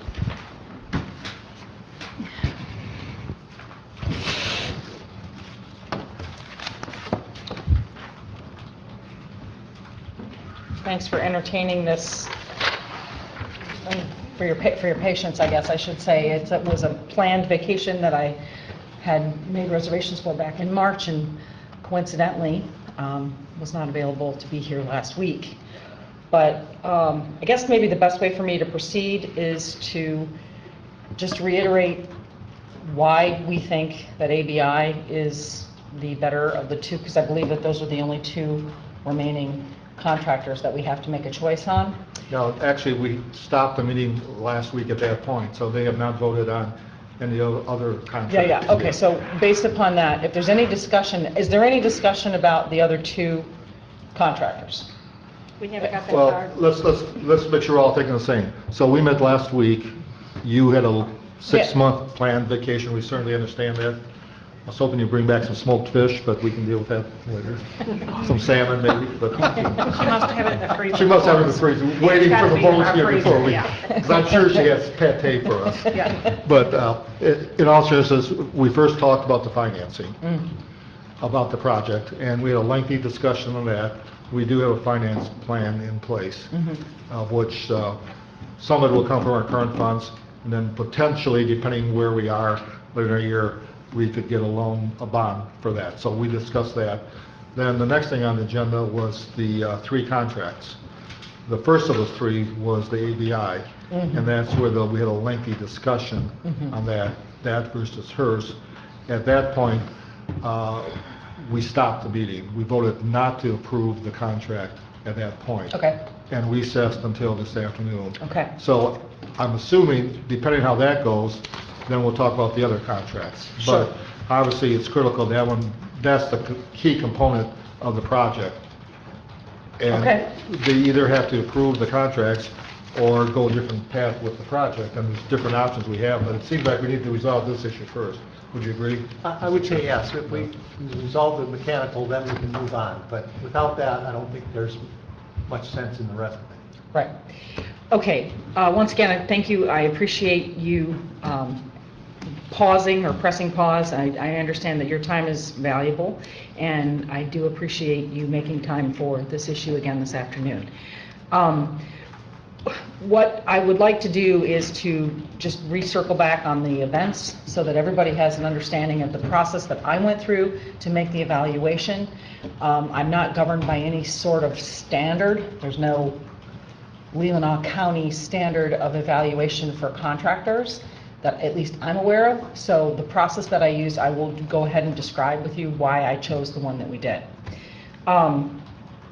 On Friday afternoon, July 12th at 3 o'clock, Chet Janik and Laurel Evans and myself were in the office, his office, and accepted prior to 3 p.m. a bid from ABI Mechanical, from Shoreline, from Fan Zelstra, from Promec, who had sent documentation overnight, via overnight mail, and Integrity Test and Balance had delivered a bid prior to 3 p.m.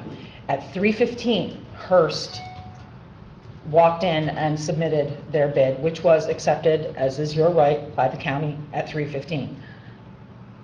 The second thing I'd like to mention is that over the weekend, I did some comparison and built a list of questions, which I then informed the two mechanical contractors on Monday that I would like to spend some time talking with them about. We scheduled, I was on the phone with his first name's Jamin, and I'm probably, Nyhuis? My apologies, Jamin. I made an appointment to speak with him to go over some specifics, as I did with Mr. Goodhue from ADI. I asked them the following question.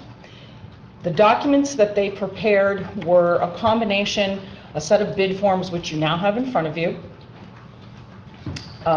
which are part of the project manual and were also part of the county's request for proposal document. And you will notice that, especially you, Commissioner Wessel, since you're a former educator, that there are lots of places where in both of those documents information is missing, which led me to interview or question on Monday both companies so that I had a good understanding of my key concern, which is the cost of labor that will be paid directly to the mechanical contractor for their labor force in completing this job, which I'm anticipating will take between 12 and 15 months. It is the biggest concern for me for the following reasons. If it's not properly budgeted, it will cost the county more money, either in time that it takes to complete the project outside of that 12 to 15 month range, or the number of individuals on staff deployed to complete the amount of work that's done to get the job done in a quality way, in the fastest way possible. It is my biggest concern with this project, that it's going to take the longest amount of time.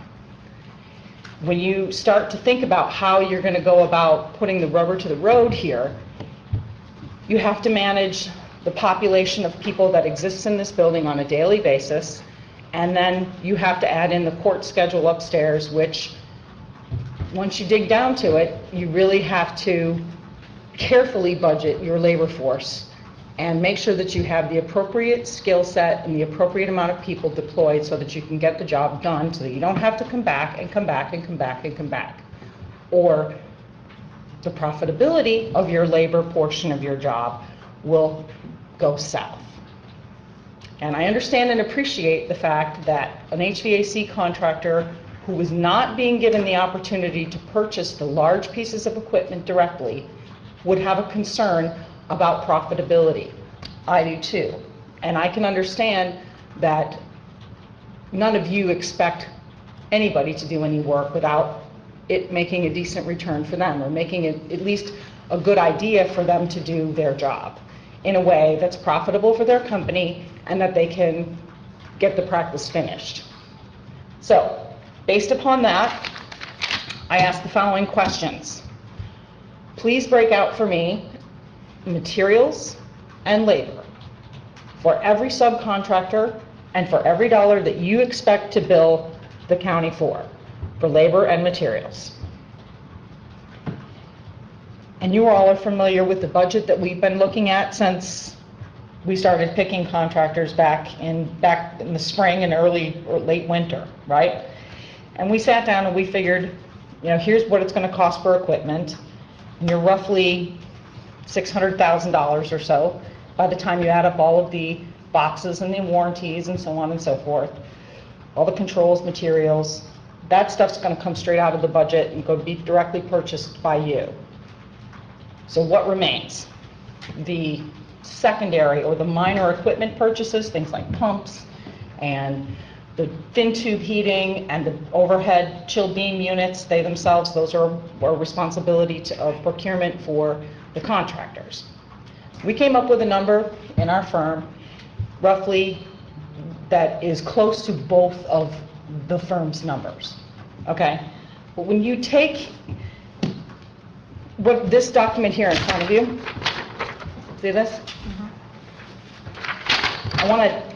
This is a schedule of values that was provided to me by Hearst Mechanical. And you'll see that their number, 2.163 million, so on, is right in the center of the document. This is their document, okay? Move to the column to the right that says labor, subs, and then materials. This is merely a column representation so I could tear everything apart in that document there, in that first column that they left, so that I would have a way to visually show you why the costs are different, okay? Excuse me? Go right ahead. Could you back up and point out to what you want us to be looking at? Because I didn't have an opportunity to find the column. Absolutely. It's right here, this document here. Yep, got that. This column right here that has all of the numbers in the smaller font size, that And then the totals title? 2.1 million. Mr. Chairman. Yeah. The clerk needs a copy. I can't follow along. I can't follow along, and in order to take minutes, she has to have a copy. Thank you. Okay, so I've got the correct sheet, I've got the correct column. Right. Directly to the right of the... On the main column, if you will identify the specific category that I am to be looking at right this minute. Materials for demo work? Correct. You'll notice that that's been moved over to a column labeled materials. Thank you. And you'll see in the middle there is a column labeled subs. Okay, got it. Which means subcontractors. Now I know how to read the... Okay. And then to the left of that is a column for labor. Correct. Okay, got it. And the purpose of this exercise is for me to break out, because it was hard for me to break it out, even though I asked specifically for materials and labor broken out by section for me. So I come up with a number for labor by literally taking their numbers and adding them up of $475,000 for labor, $913,000 for subcontractors, and $725,783 for materials. Those three totals have been compared in the yellow box at the foot of that page. You'll notice that ABI's cost for subcontractors is less, $836,000. There's a ceiling tile allowance which is listed for both contractors. The same. The same. The ABI materials list is $662,000 versus $725,000. ABI's mechanical labor which literally came in the phone call that I got from Mr. Goodhue. He knew his number off the top of his head, whereas Hearst had to compile a schedule of values for me, or had to forward, I shouldn't say compile, forward a schedule of values to me, for me to discern which their labor number was.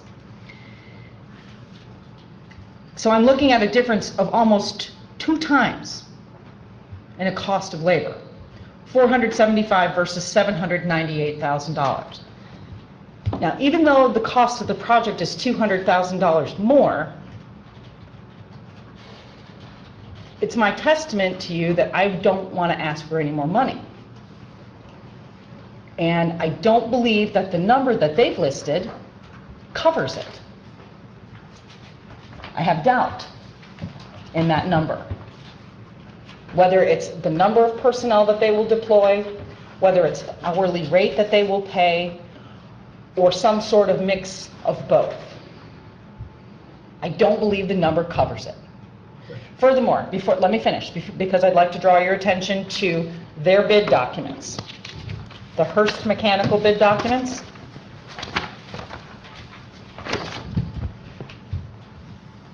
On page 2,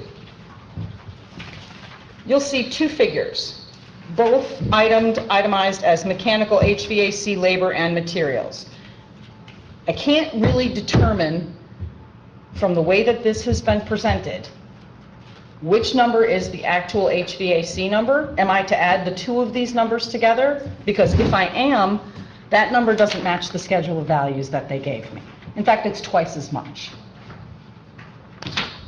Okay, help me out again, because... Yeah, Commissioner West. Oh, go ahead. Have you worked with Hearst before?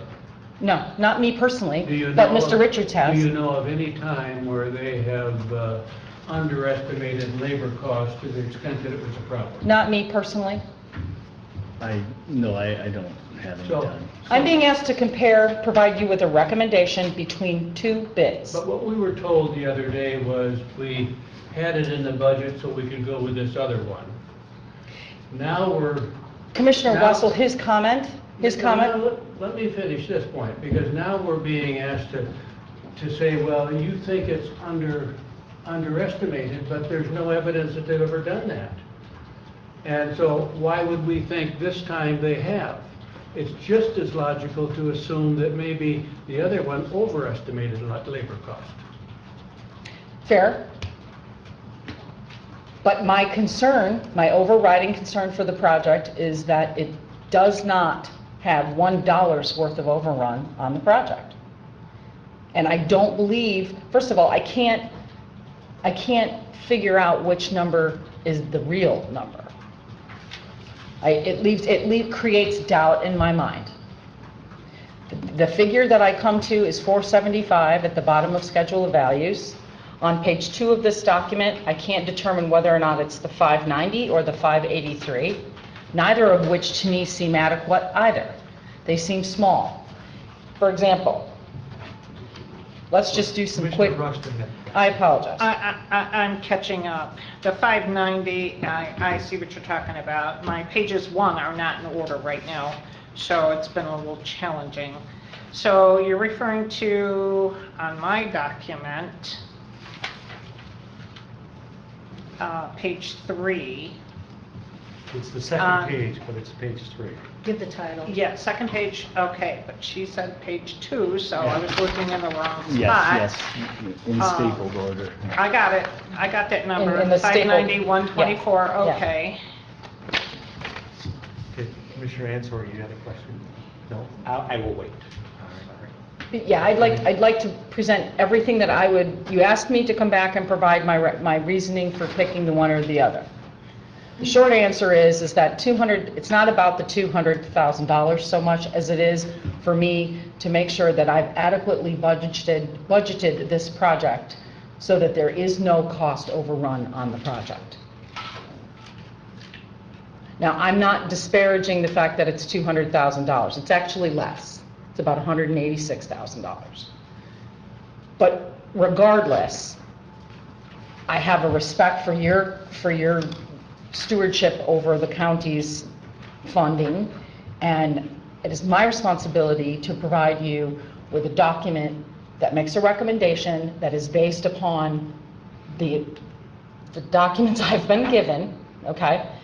And to equally poll both contractors, ask them the same questions, and then go back and compare.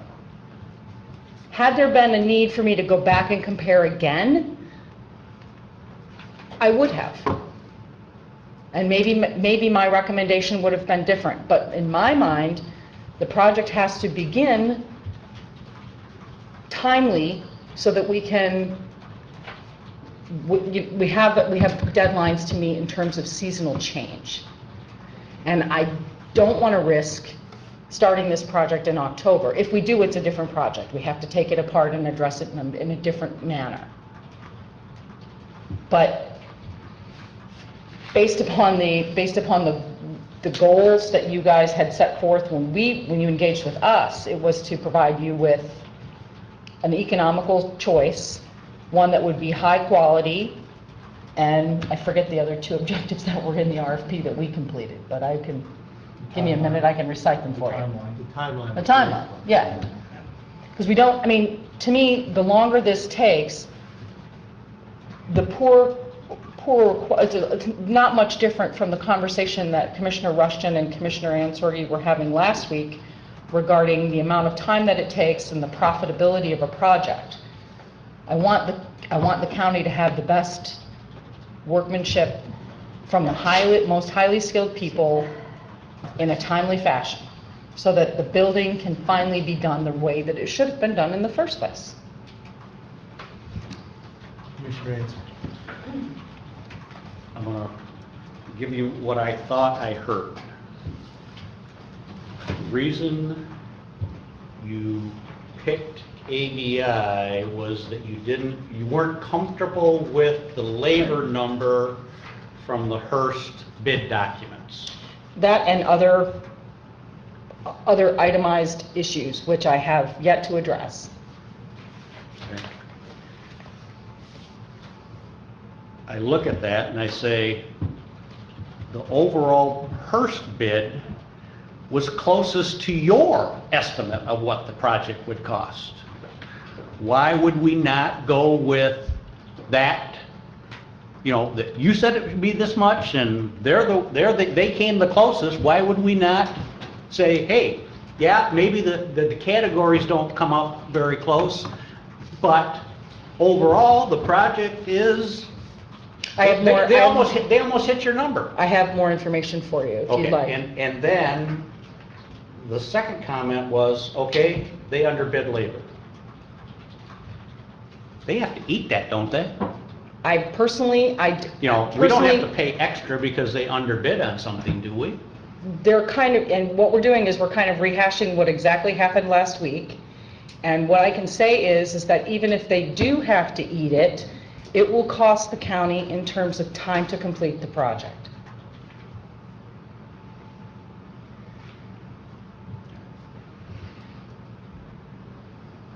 I would like to hear the rest of what Kristen's trying to share with us.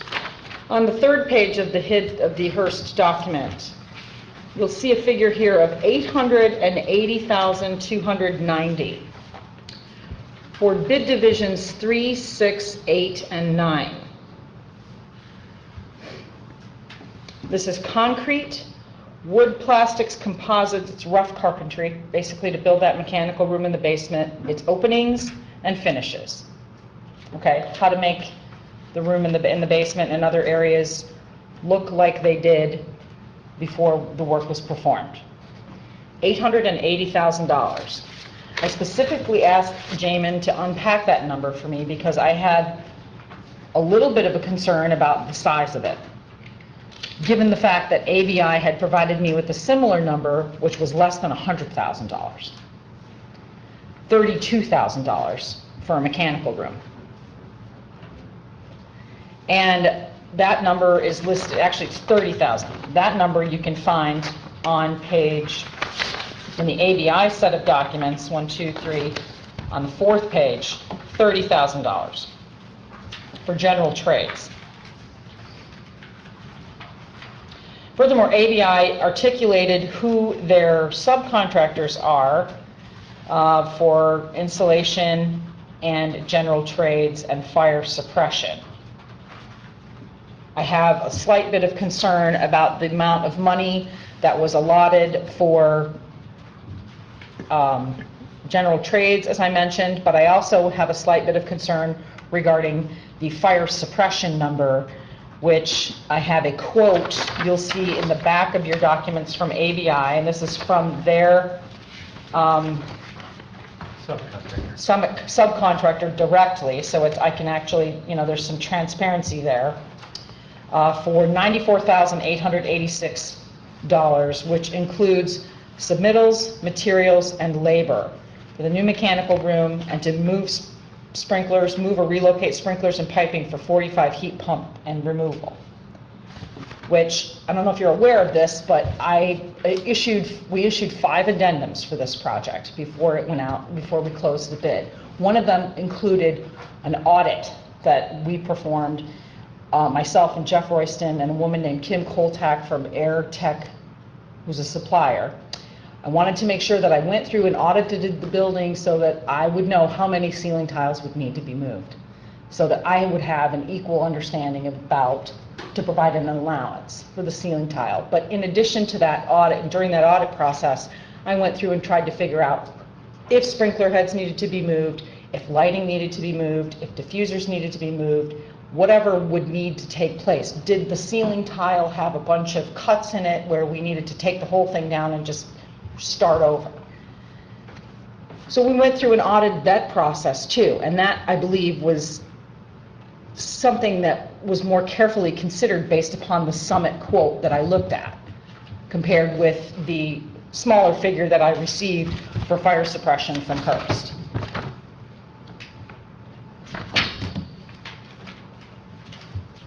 I believe the fire suppression number for Hearst is $21,000.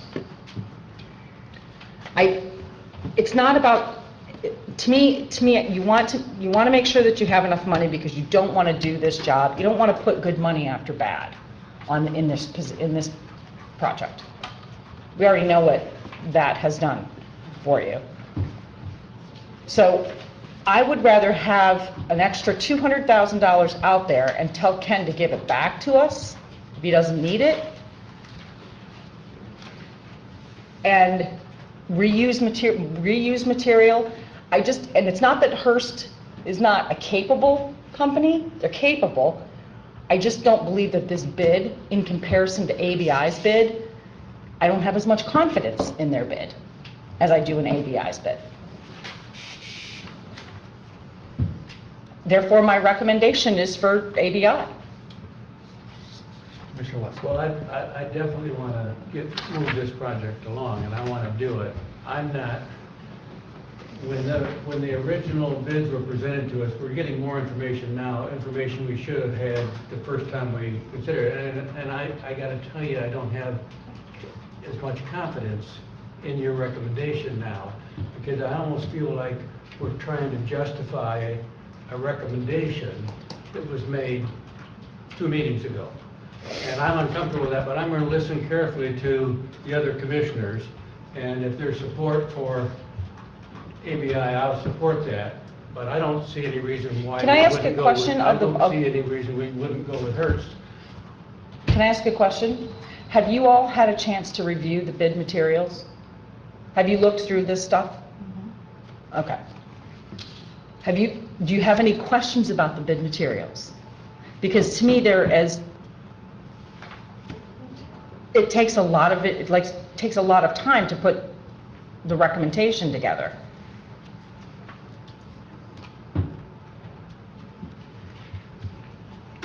If there's anything, I guess, if there's anything that's outstanding, I guess I would like to be able to hear that so that I can provide you with a response.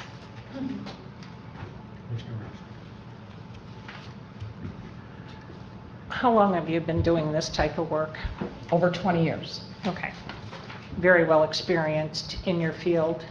I've had the experience that I've had in managing projects that are 7 to 8 figure projects I would say that, yes, I'm very well experienced. I was a vice president for a commercial bank for 17 years, where I did project financing. I just want to say our personal interaction with your abilities, I have been, if I would have to rate it, I would say that you and your company did a stellar job for the county. We hired you to provide us not only the information, but to provide us a certain level of professionalism, which I feel you have displayed. For me, it's not about one company or the other. I appreciate you sharing the rationale on this, and I appreciate the commission affording the opportunity for us to delve deeper into the issue when we do have concerns or questions. So as far as confidence in what you bring as a professional, an experienced professional, I respect that. I just wanted you to know that. Thank you. Commissioner Ansel. In looking at the two companies, the 205,000, whatever it is, I understand that you have a better comfort level with the bids proposals received from ABI than you did from HERS. Is it worth $200,000? Well, it's not 200, it's actually 186. That's not the numbers that we're working from. Well, today, actually, the number you'll notice is 2.346 versus 2.163. I think there was an arithmetic error in Mr. Goodhue's documentation, and he's gonna stick to it. So it's less than $200,000. I went through all of this information with a fine-tooth comb to make sure that the numbers that were in the cells didn't befall the same set of problems that I had with the original budget. So. I don't know what, we're working from this great big sheet that you gave us. You're right. And you also should look at this one too, because when you look at the numbers. Was this incorrect? No, it's not. We're talking about. Then it's $205,000 difference between the two bids. Right? Okay, I think I found. I'm confused. This says the bid from, let's talk about ABI bid, right? Is $2,346,000, right? Mm-hmm. Their original bid was $2,374,000. When you add up these figures, this is what I come up with today. So are you saying ABI's bid their math was incorrect? Because the amount in the original bid and the amount that's in the proposed contract is $2,374,000. You're saying it's $2,346,000. When you add up these figures, that's the number that I get. Yeah, but the contracts that you gave us, it says 374, and the other one says, says 2,163,831. So when I subtract those two, I get $211,813. You're right. But when you add up these numbers, this is the numbers that I get. Okay, so do we go by the contract that he sent us, or do we go by? We developed this contract based on the bid that was submitted. That was submitted, but since then, I have picked it apart with a fine-tooth comb to try to, mostly because I'm having such difficulty with Hearst's bid that I figured, okay, let's apply the same test to the ABI bid, because number one, it's fair, and number two, let's just double check their math too. Okay, but they submitted a bid, help me out here, for 2.374. That's right? correct. Are they willing to do the job for 0.2346? The numbers don't match. We base the contract based on their bids, based on information. This is the first time we're hearing it, that it's not 2 They said they'll stand by it? That's what I want to clarify. Yeah, That's I'm sure what they I'm would. asking. I'm sure they would. I'm confident. Well, If not, I suggest we change the contract.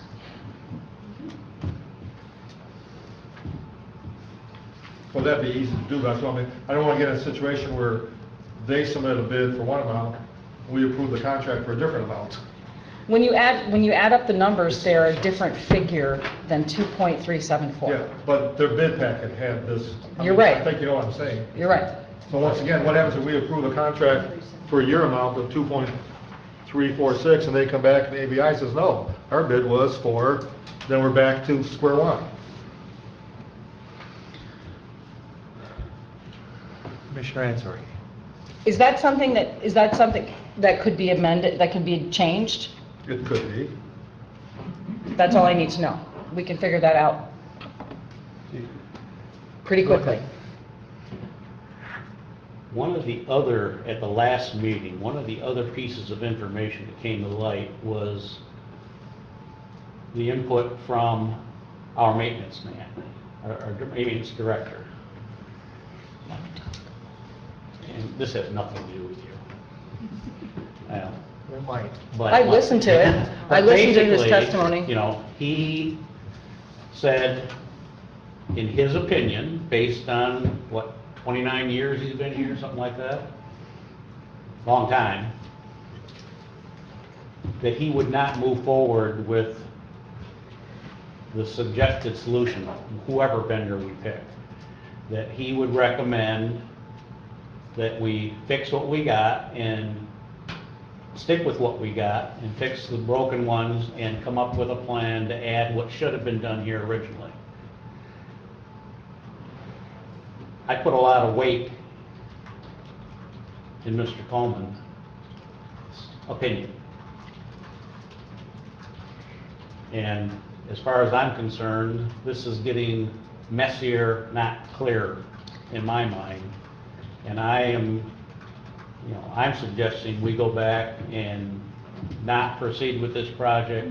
There's no emergency that has to be done today, that we fix the 6 broken heat pumps, put in new ones, and move forward fixing what we got. And fixing it back the way it should have been when the building was originally designed and they cut out a portion. That's my opinion. Commissioner Lager, you had your hand up earlier? No? No, I just found something quite comical about that, so, but it's all right. Have you talked to ABI about this number? No. No. Commissioner Sudislo. I was just wondering if, do we have an update? Some time ago, the clerk's office provided us with kind of a summary of what had been spent. Yes. As far, do we have an update on that? And I know Yes, when I was in your I have it office- here. Oh, good. When I was in your office, does that include Gary was talking about a new issue? Well, I don't know which new issue Gary was talking about, so I'm not Okay. sure. Commissioner Wesson.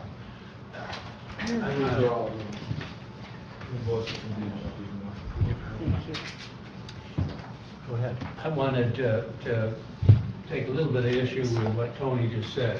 One of the reasons we hire a consultant is we can't manage it internally.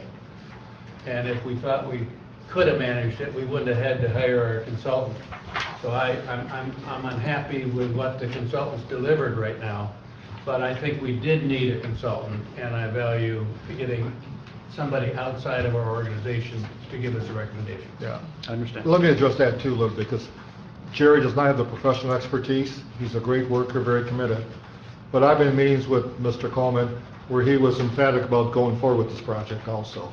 So I think he was talking last week about the amount of money that we had to spend to do the project. But if we choose not to do this, we would have to get some professional help to repair this project. It's beyond Jerry's ability to take leadership on this project. So I'm not speaking Jerry's mind. I think Jerry was talking a little last week about the dollar amount. He was concerned about the financial part. But I know he was quite emphatic, and if Jerry was here, I'd say the same thing, but he wanted to make sure this project was done right and completed properly, so we didn't have the long term. I mean, Jerry's the one that came to us, to me, originally saying, we're spending a lot of money constantly repairing the heating project. That's what started this whole dialogue, was Jerry coming forward saying, we have a problem here. Commissioner Long. Just to move things along here, because what I'm understanding, Kirsten, what you're really saying, that, you know, the materials costs are what they are, but the biggest amount of this project is labor. So we want to ensure that, excuse me, that there is enough labor in here to do this job. So that's going to be the most important thing for us, is that once we start this project, that we're going to be able to get it done. When is your drop dead date on ordering? Well, we're close, I know. I really think that we need to be able to have the ability to turn the heat on when the heat is needed. So, but if we were to approve ABI's contract at the amount you came up with your math, they have to sign that contract. If they don't sign that contract tomorrow morning, we would know we don't have a bid, correct? Well, here's the challenge. If we do that, and if we approve the others' contracts, then we have a problem. Let's say we approve this, approve the order of the equipment, approve the other contracts, and ABI come back and says, no, we're sticking with our bid amount. I would approve Then it we have at a the problem. amount that I've got listed here, and I'm going to bring the arithmetic error to their attention, and My point was, we would know by tomorrow morning whether ABI is going to Yes. sign this contract or not. And Yes. if they don't, we don't order that equipment. absolutely. Okay. That was In my theory, you point. could make motions to address that issue. Yeah. Simple question. Why didn't you call ABI before this meeting and just ask them about this math question? Because I was working on it until I got into the building here. Because that could have been resolved. And she may not have noticed it, but if I may, I just want to point out and clarify. Chet, let me finish by saying, there's other places that we could pull the difference from. Yeah, okay. I'm not worried about it. It's Well, I'm almost saying that to immaterial. clarify that issue. It's immaterial, I think. The handout that we just received, I am assuming that this is the account for maintenance. Is that correct? Michelle, Maybe did you Michelle pull can this? address this. I'm sorry, what's the question? Did you, I don't know who pulled this report. This is pulled by the accounting department. It's all the invoices to D&W for it, and it tells you if it's the LEC or from which account. And that's the point that I wanted to make here, because initially I looked at the bottom line of $30,142 for the first 6 months of 2019. However, as I perused through the pages, I recognized that not all of this is directly associated with the heat issue that we have in this building. It's a little misleading too, because we have on purpose not done repairs until you made a decision. So under normal, let's say it was a normal year, and you were Okay. having this discussion, we would have spent a lot more on repairs. We're holding off repairs. Michelle can attest to that. Joe Hubble can attest to that.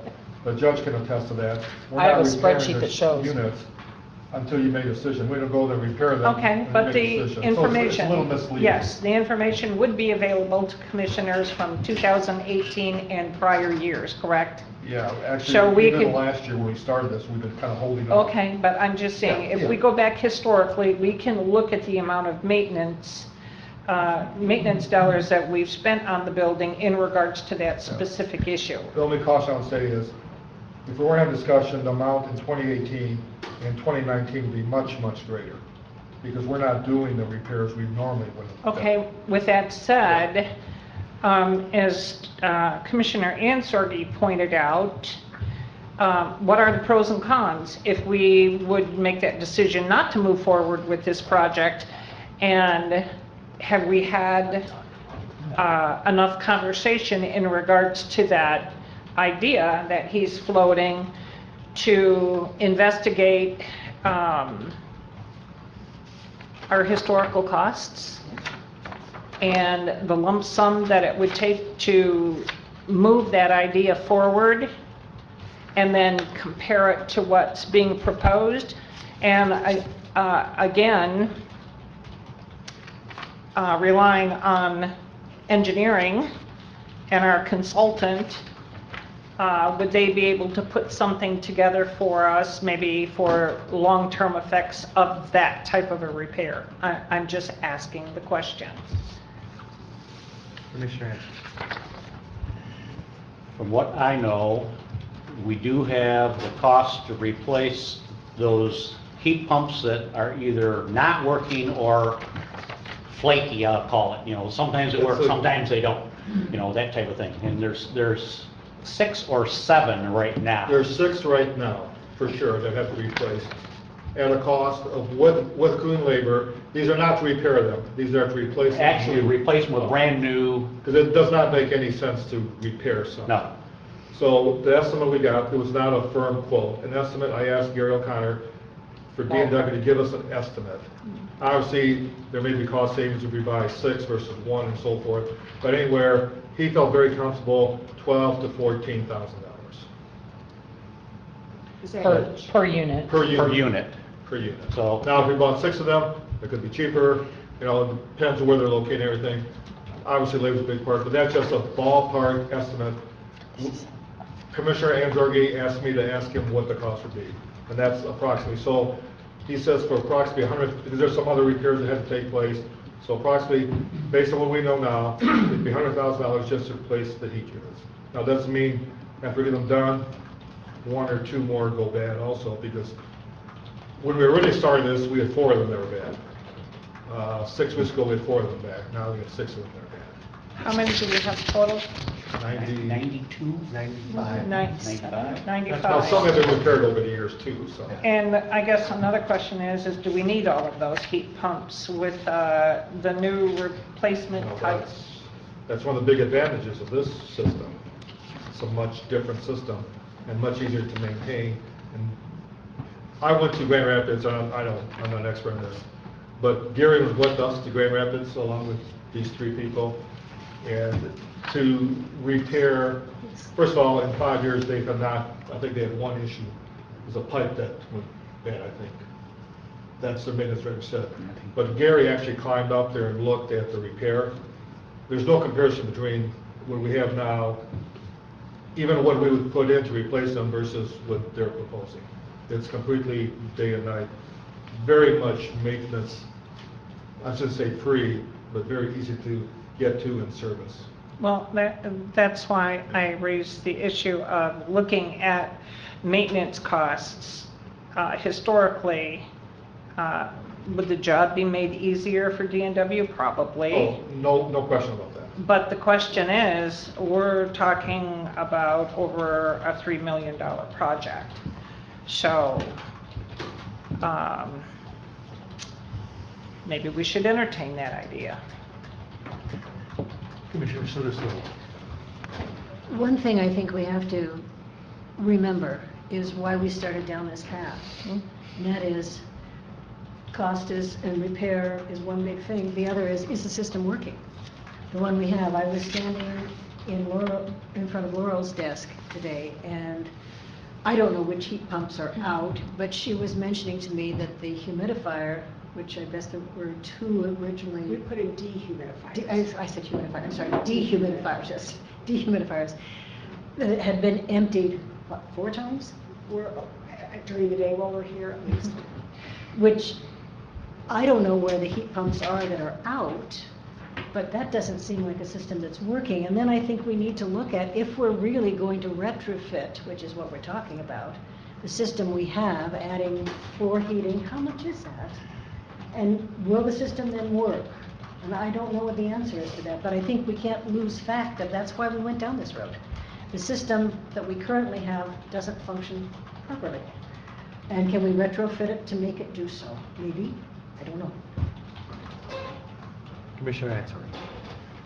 You have to remember, they have been attempting to repair the existing heat pumps. They have not gone out and replaced them. been scrounging parts, saving parts, all kinds of stuff out there, and they're past their life. That's just the nature of the beast. So, yes, we're looking at something totally different in this retrofit, in that we would be replacing those heat pumps with brand new ones, more efficient, on and on and on. So it's not continuing to do what we're doing today. We would be making the conscious decision to replace those old ones with new ones. Commissioner Rushton. Go ahead. Oh, I'm sorry. There's a lot of information that we currently have. Our consultants went out there and interviewed the people in our building. We came to some conclusions and gave them a directive. They fulfilled that directive as far as making recommendations. However, have we had the opportunity to look at the other side, as Commissioner Ansorgi has suggested? Well, you know, when you began the project, you had Mulquin Engineering, and they gave you 4 options. One of them was to just repair and replace as things go on. You chose a group to go with their A plan versus the D. Remember, they gave us 4 options. And so they did, that was the option that you did look at. And you, at that time, felt you didn't want to do it piece by piece. You remember their bid from Mulquin originally was about 3.5 million. I mean, they did. Machine, was it? Yeah, Machine. Engineering. Thank you. Mulquin is a builder, I believe. Right. You're right, Machine Engineering. So really, when you go back to even a year ago, when Machine and partner with, I believe it was Rhodes Engineering. Yes. They did a study, they gave you 4 options. You chose to go with this option, and they predicted about $3.5 million. 3.3. So 3.3, I think. So you did, I mean, you did, we've had this discussion now for. But he said that was probably high. Now we're talking 3.6 or 3.7, you know, and I thought 3.3 was too high. And that's my problem. It's just too expensive. It's 3.4 without a contingency. Right. That does not include your cost of capital. And I don't know, I wasn't here for last week's discussion about the amount of funds that you're looking to borrow, or what the cost of interest would be, or fees on that. But that would need to be added into that 3.4 million. Ken Goodhue, one of the questions that I asked both of the contractors was there a contingency buried in their document, in their number? And neither of them said that there was, which struck me as a little strange, because based upon my professional experience, normally they have some sort of percentage level buried in there for if something goes sideways, so that they can still turn a profit, or you know, maybe less of a profit, but makes the project, you know, worth it to continue to do it. Ken Goodhue's response was that he doesn't feel like he's going to need it. So you know, which makes me happy and sad happy and nervous at the same time, because there is always that potential that, you know, there's unknowns, and you have to kind of budget for those unknowns, which I believe we have. Was that why they have a difference? Because they internally put some numbers in there? I don't protect think themselves? that they both claim that there's no specific figure in their budgeting for contingency, which is why we added one. Back to Commissioner Ansorgi's question about just repairing it. They fulfilled their obligations by designing a system for us.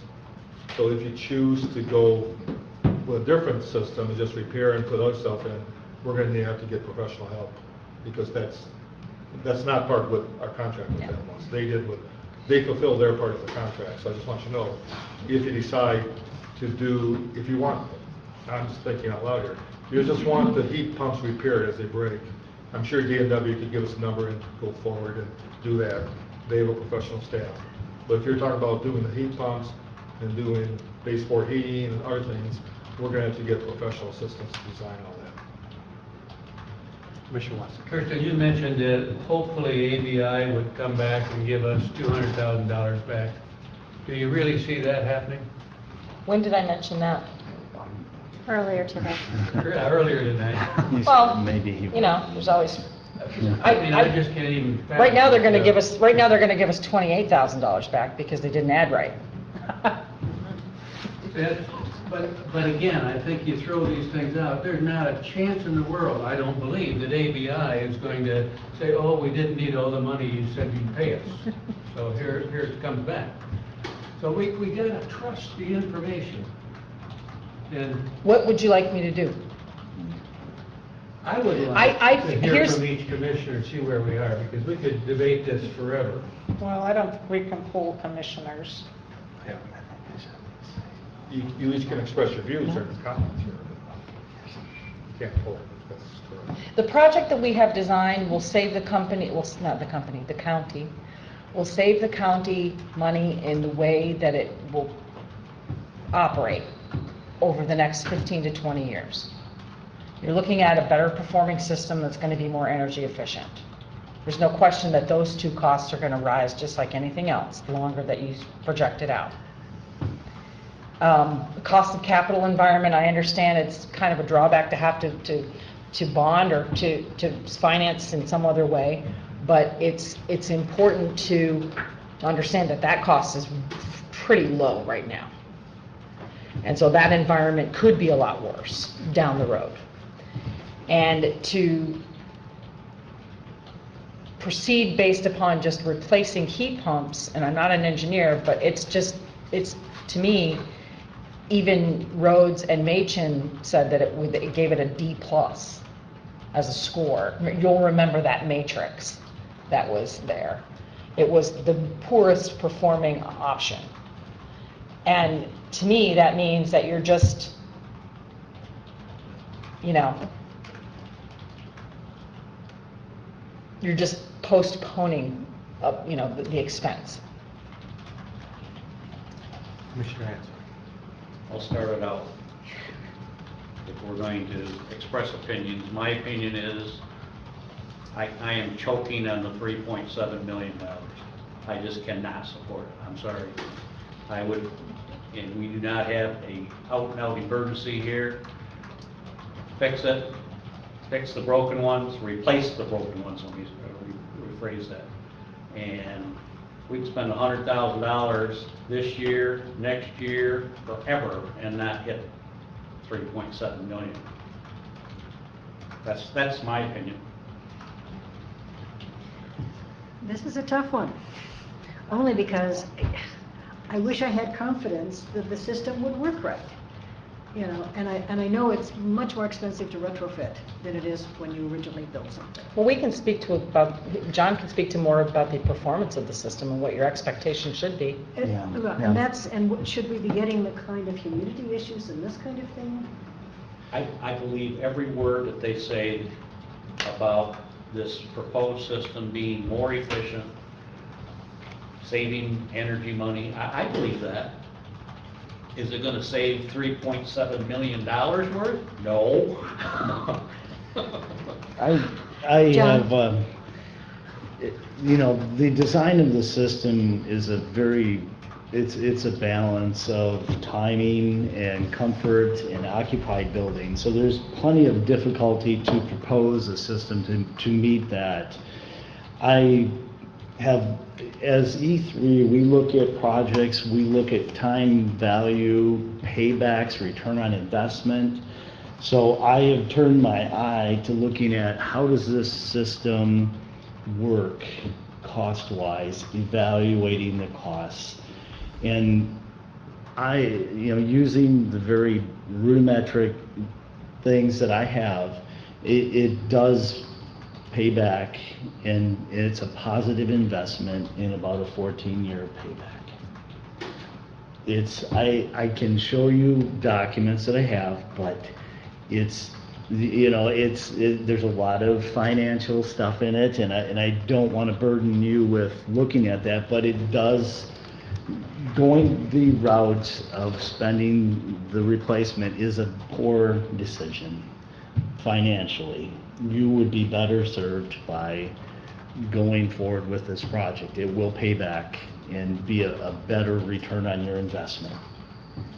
And it's calculations. I'm comfortable with calculations, but you're talking about time value of money and present worth. So I don't want to get in, it's getting into the weeds of sort, but I can show you my calculations based on all the inputs that it is a better value to change the system out. You're being more responsible. The other question, John, can you address, as an engineer, what do you feel if we retrofit this system and put in pumps, is it going to work better than it is right now? Because we're having a lot of problems. Yes, it'll work better. You will have much tighter control of the building. I don't mean the new system, I mean the current system. If we were to simply replace the pumps and put in baseboard heating, is that going to address our You problems? can't put in baseboard heating with this design. Well, you'll have to install modify it. piping and that support to get the baseboard in. Right. And that would help the heating side of it. I don't think you're not going to be seeing a better operational cost by just doing that, keeping what you currently have. It will not be as efficient. So. That was an additional option that was laid out by Roads and Mation, which didn't score as well as the one that we went with. Where I'm at is, I don't want to spend 3-point-whatever million either. I am very concerned that we're going to end up with a system that still isn't working. You know, we've been talking about this a long time. Whether we use HRSA or ABI is a totally different issue. But I think we've had good recommendation. I understand and appreciate your comments about how you got to where you were, and based on your experience, I can follow your logic. But I feel like if we order the equipment, delay looking at the bond until October, or, I think it sounded like we had that much time to get a better interest rate potentially. If we don't do something now, I'm afraid it's going to come back to haunt us down the road, and I know our employees are not comfortable, they're not happy, and I just don't have confidence that patchworking and putting in Band-Aids, even with new equipment, is going to make a huge difference. We replace X number of pumps, but how many more are still working that are old that are going to need to, so it's not going to... All of them. So how can that system work effectively? And I'm just coming as an engineer too. How does it work effectively? If we only replace a few, but the others are old and still trying to do a job but not up to speed. So it's a tough, that's why I said it's a tough question. It's a tough question. It's a matter of systems. I mean, what I've designed is a commercial grade system that's meant to function for a municipality, that is meant to be something that's capable of operating for a century. You can replace a pump or a motor that goes bad. Whereas with the current system, these heat pumps will be a 15 to 20 year life, and they will be replaced every 15 or 20 years. So you will incur costs continuously into indefinitely. And as we all know, the cost of contracting is only going up, so it's going to be an increasing cost, guaranteed.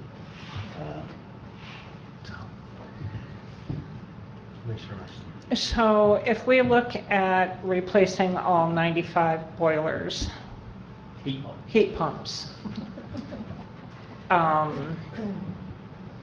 we're looking at about what? 1.3? 1 year though.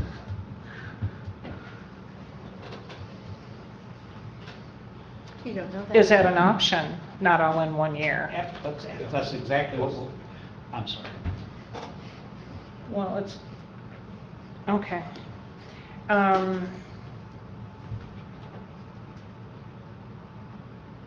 Do we want to have our engineer come back and look at this again? If I just use $12,000 for a heat pump and labor everything. I used 14. I got 1.14 million. Yeah. Because I based it on volume. Gary said 12 to 45. So Right. Yeah, so we're close. We'll say the same thing.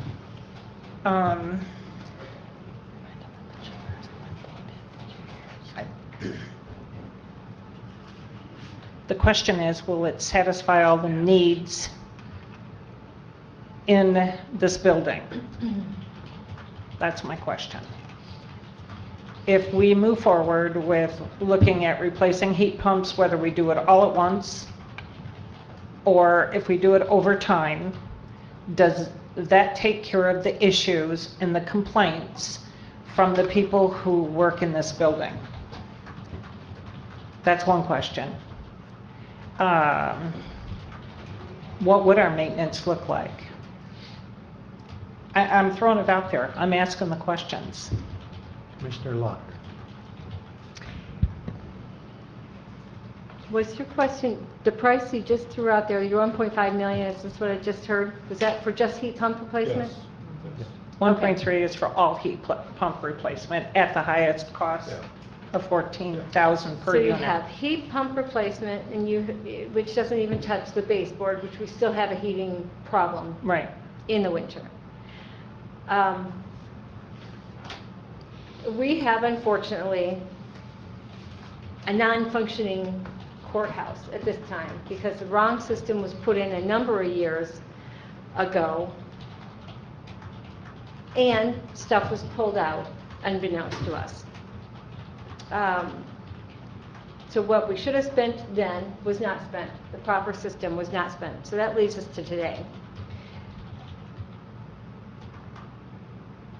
I'm very frustrated sitting here listening to us suddenly be alarmed about spending $3 million when we can say, you know, boy, if the taxpayers want to throw us $1 million for something we're not even mandated to take care of, well, heck, let's do that after one special meeting. How many special meetings have we had on this?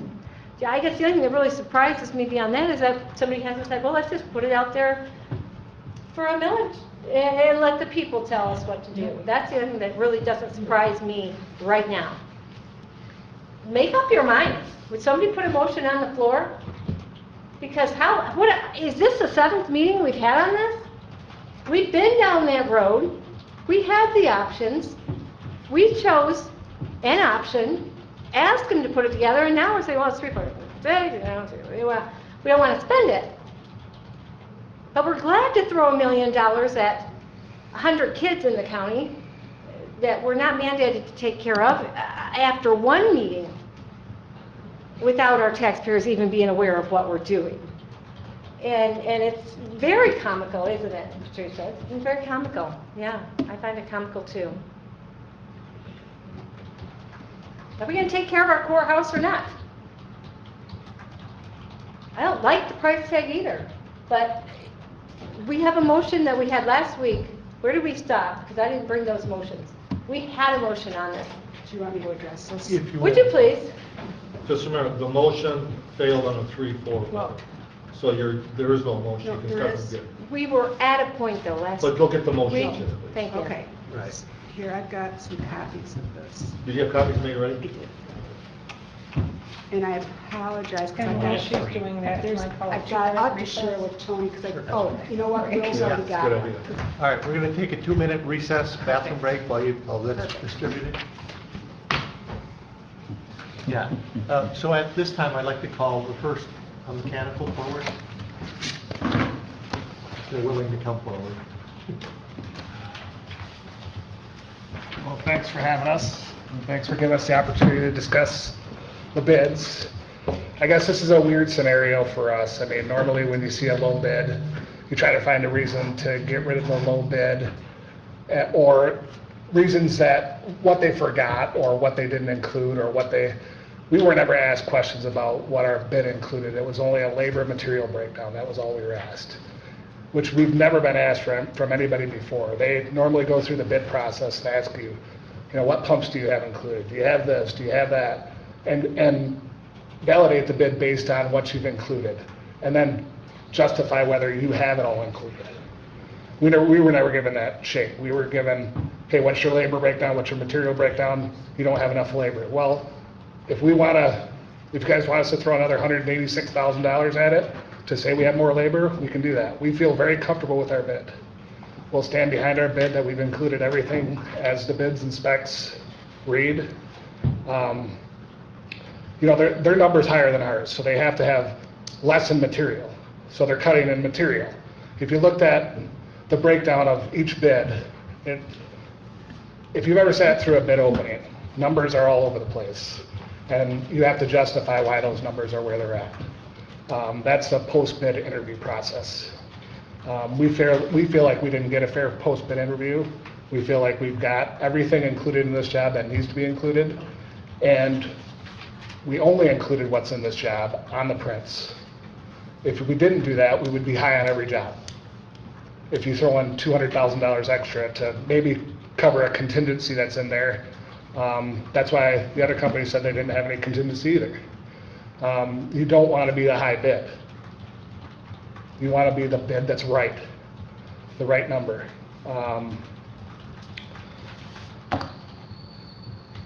Subs and materials, I guess that's one of the things is. Commissioner Westall has a question. Sure. We can talk about it afterwards. I'd like to make a motion. I move that the Leelanau County Board of Commissioners approve the agreement between the County of Leelanau and Hearst Mechanical in an amount not to exceed $2,163,831 as presented, subject to corporate council review and approval.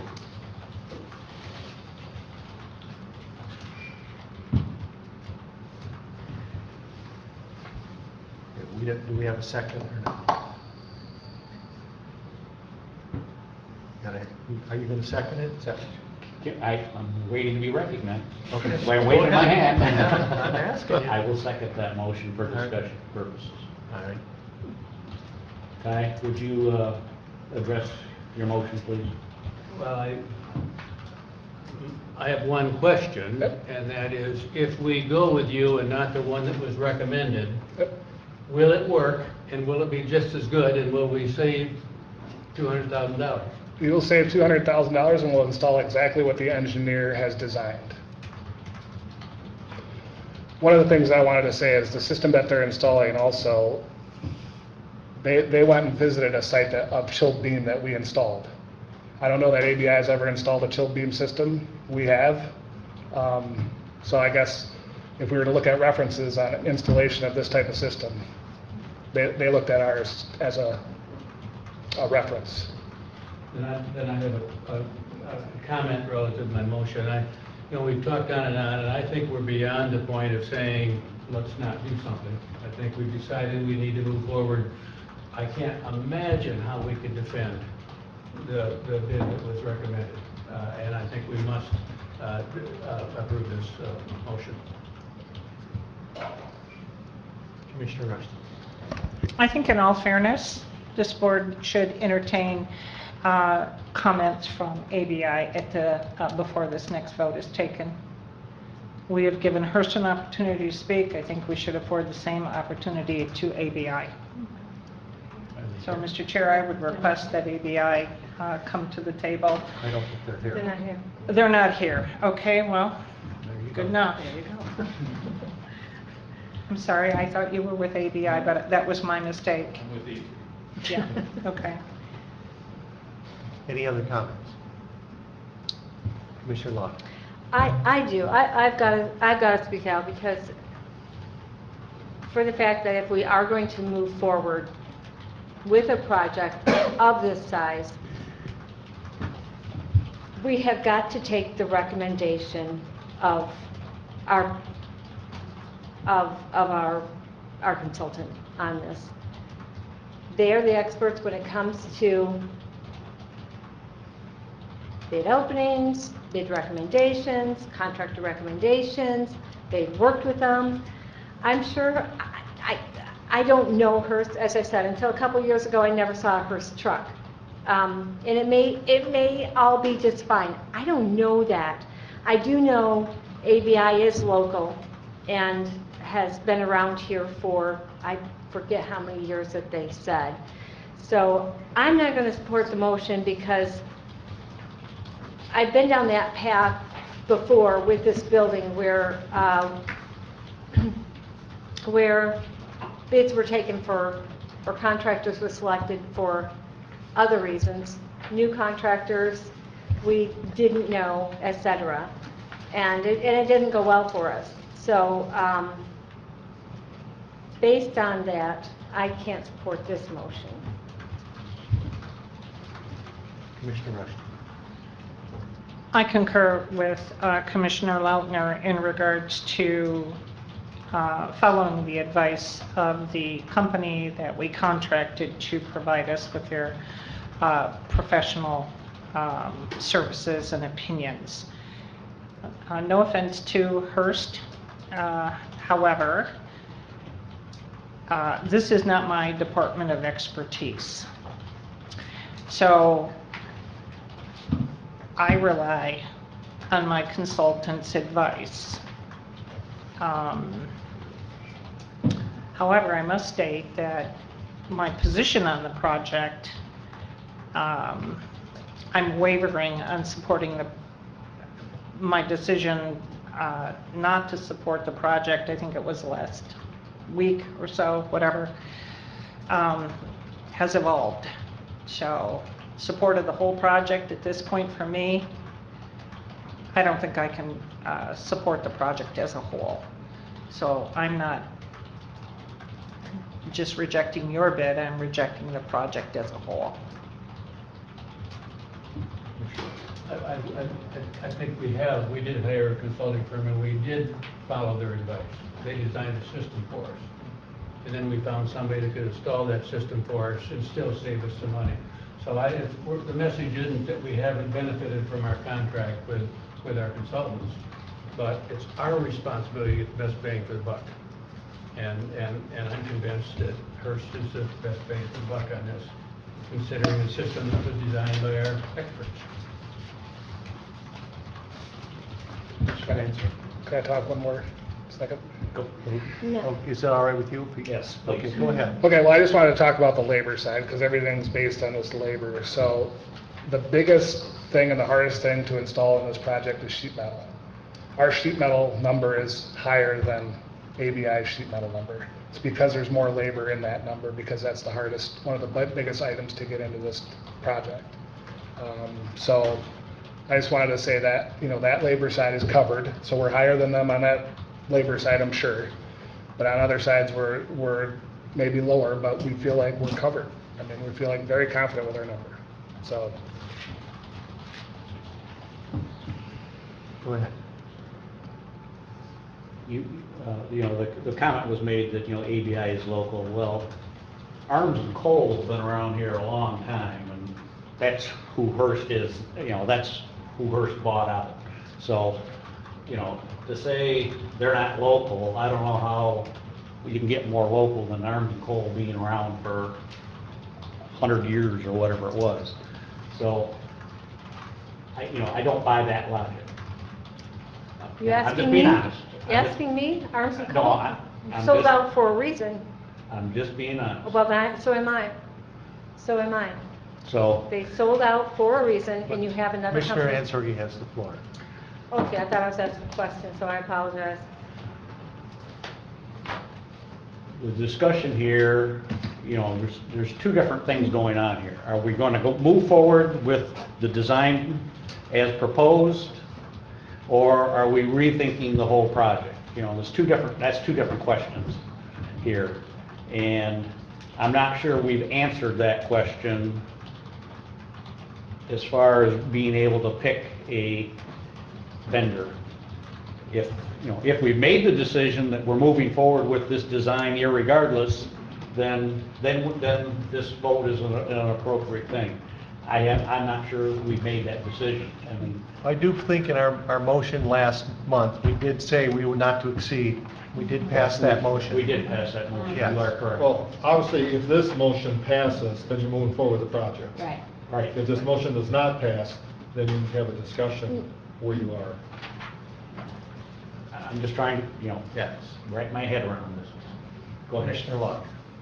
Excuse me, but a point of clarification, this motion can fail, and we can still move forward with the project. Yeah, if Thank you have another contractor, yes. Yes. Thank you. Yes. Commissioner Rush. I need a clarification on this, Kristen. Well, we have Hearst up here now. Let's. Okay, but there is a motion on the floor, Yes. so are we going to be able to revisit and ask questions of our Well, you want them to come forward then, or just wanted one question, or is this gonna? Well, is there any more questions for Hearst? I guess it's a question right now, but I would like clarification. Maybe it's an informational clarification, and maybe you can just answer it from your seat. All right, did you have anything more to say then? No, I just wanted to elaborate again on the chilled beam system that you guys are installing. We are the ones that installed the system that they looked at to be installed, so. Okay. Thank you. All right, thank you, and then we'll bring up Kristen again. Thank you very much. Please come forward.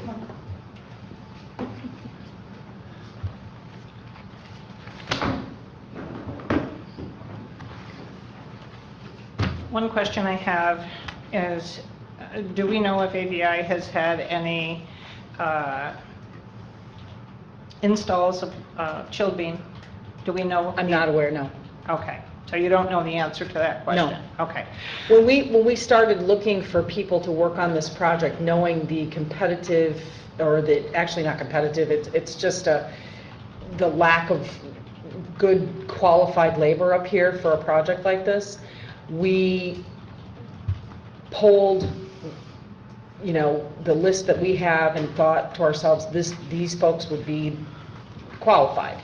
We reached out to Hearst, we reached out to Johnny Green, we reached out to AVI, and we reached out to D&W. All of them have the same set level of qualification in terms of historical experience, levels of expertise, so on and so forth. We wanted to create interest in this project so that we would have more than one bid to look at. One thing I would like to mention, so that I'm on the record, you just heard from Hearst. The first, one of the caveats I'd like to bring to your attention is that they can stick with their number based on the way the system is designed. Which means that if anything labor-wise becomes an issue, it will be because the design of the system was not what their interpretation is.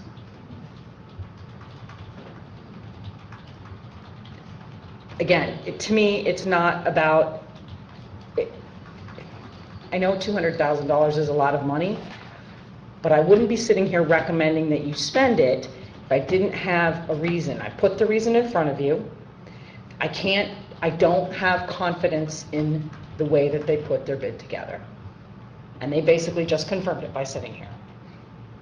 They threw Mr. Richards under the bus, which is unprofessional, in my opinion. My second question, and you'll have to refer to your document.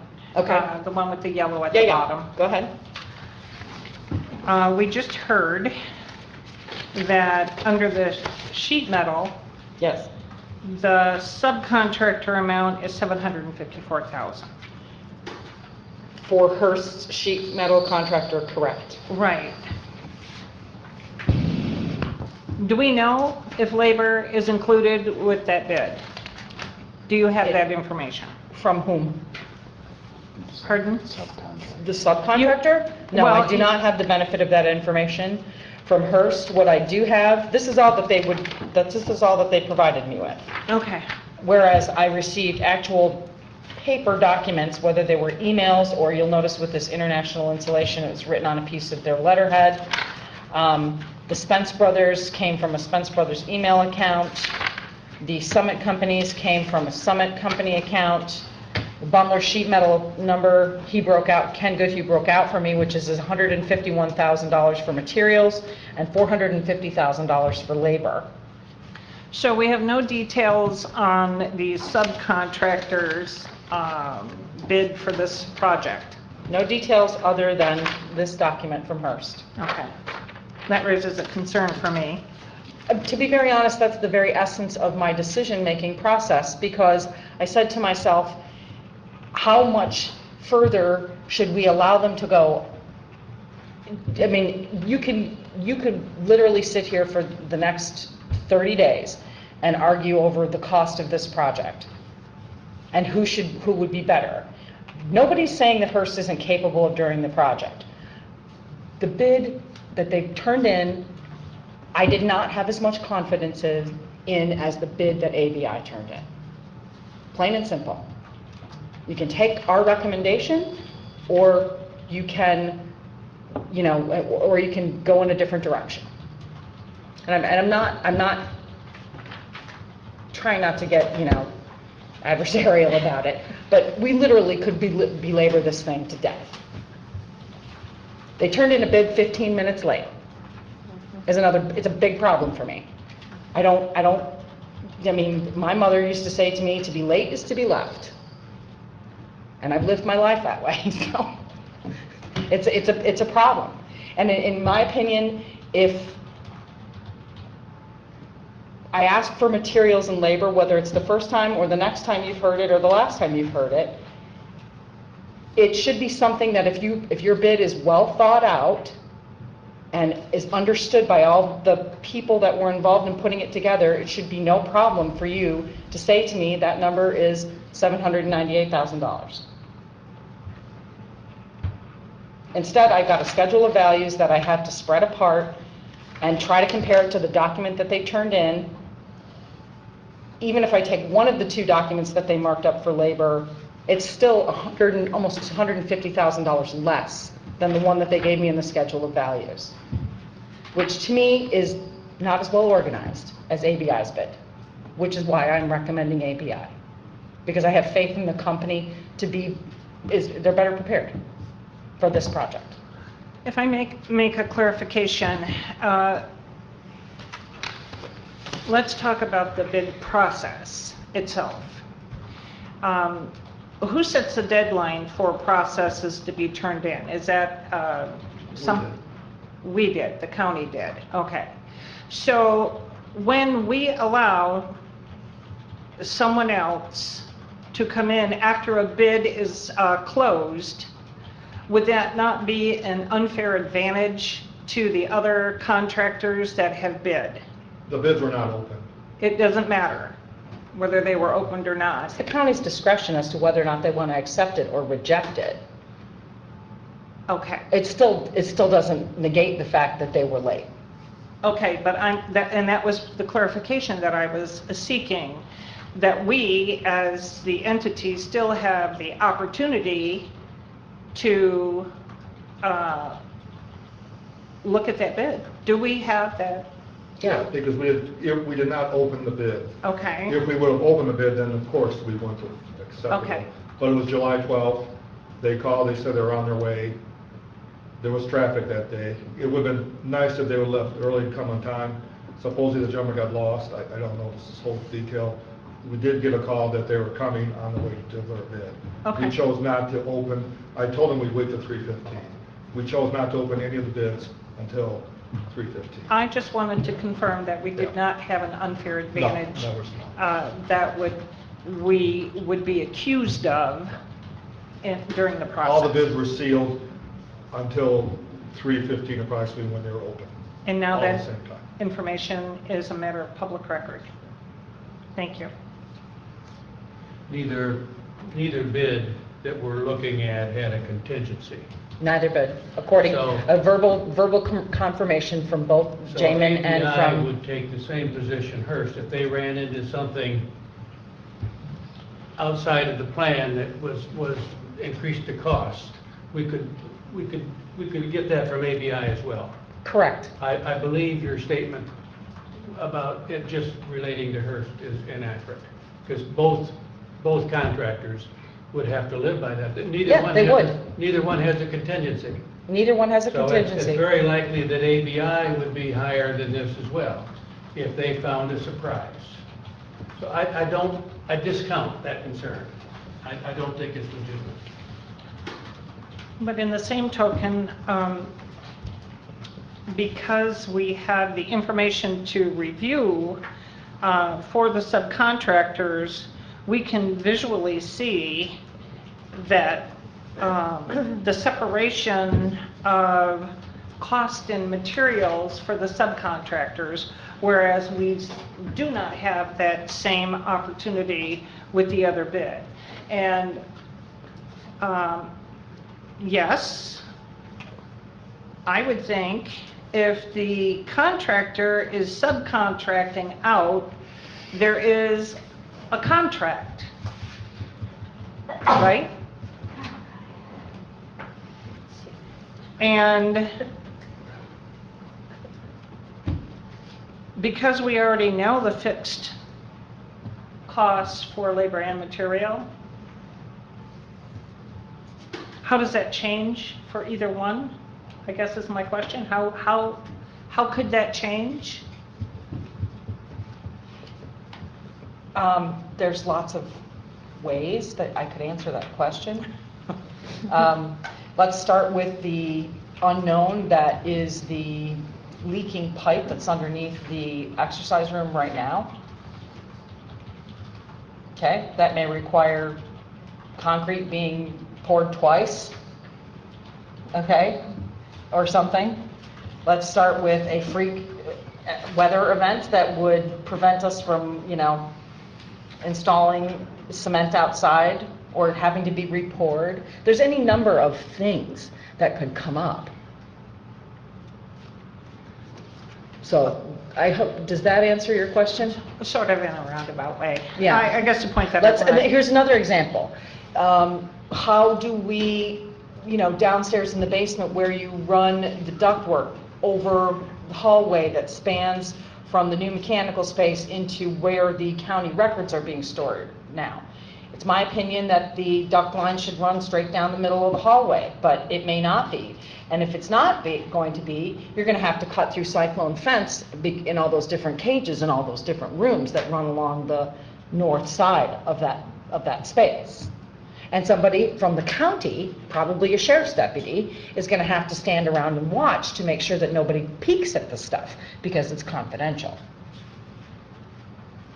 Or it has to be moved and stored somewhere. There's all sorts of little items that could quickly balloon into problems which Hearst doesn't want to pay for because it wasn't in the design.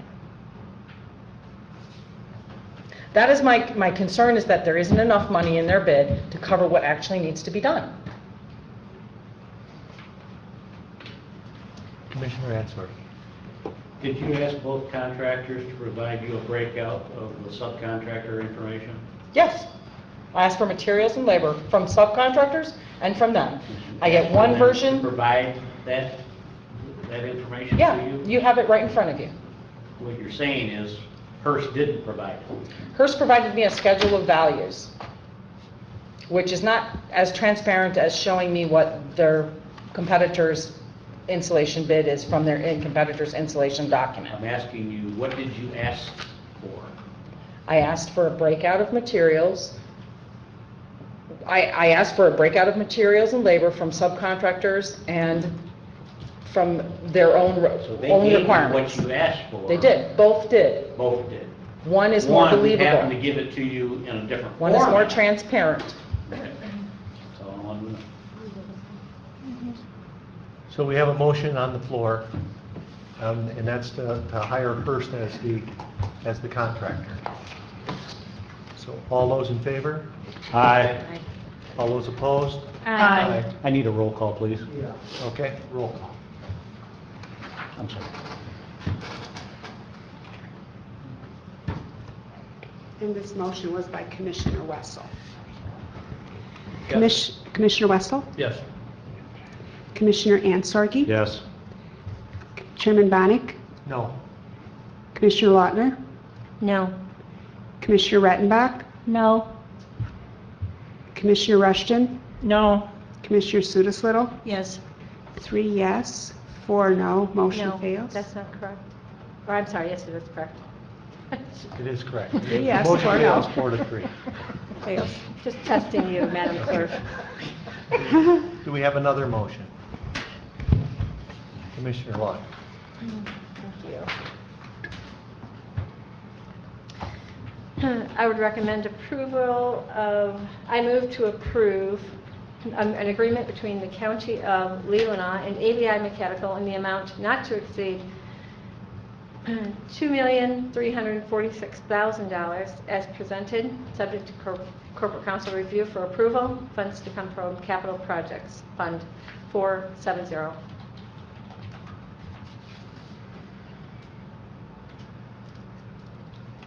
Second? Okay, having a second. Okay, Commissioner Lauder, did you want to speak to this? I guess this just once again comes down to confidence in the project itself. And I know Hearst is up here, I get that, but you know, there's a mailing address of Belmont, Michigan.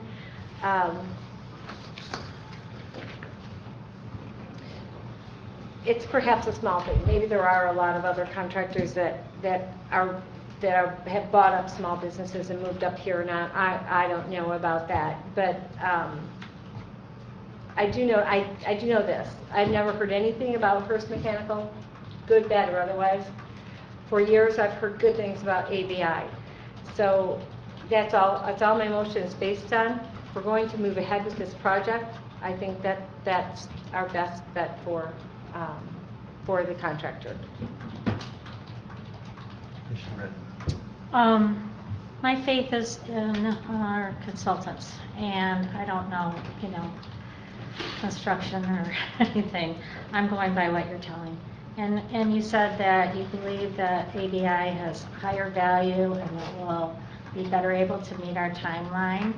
And if we can get them to sign the contract for the $2,346,000, I think that's the way to go. I know that in the past, Commissioner Lautner has always been known for her close watch on the cash. Let me put it that way. And now we have Commissioner Ansorgi, who's maybe even closer watching. But I don't believe that we should limp along and put a Band-Aid on this building. I think we need to go ahead, bite the bullet, get the best job done in a timely manner with the highest value.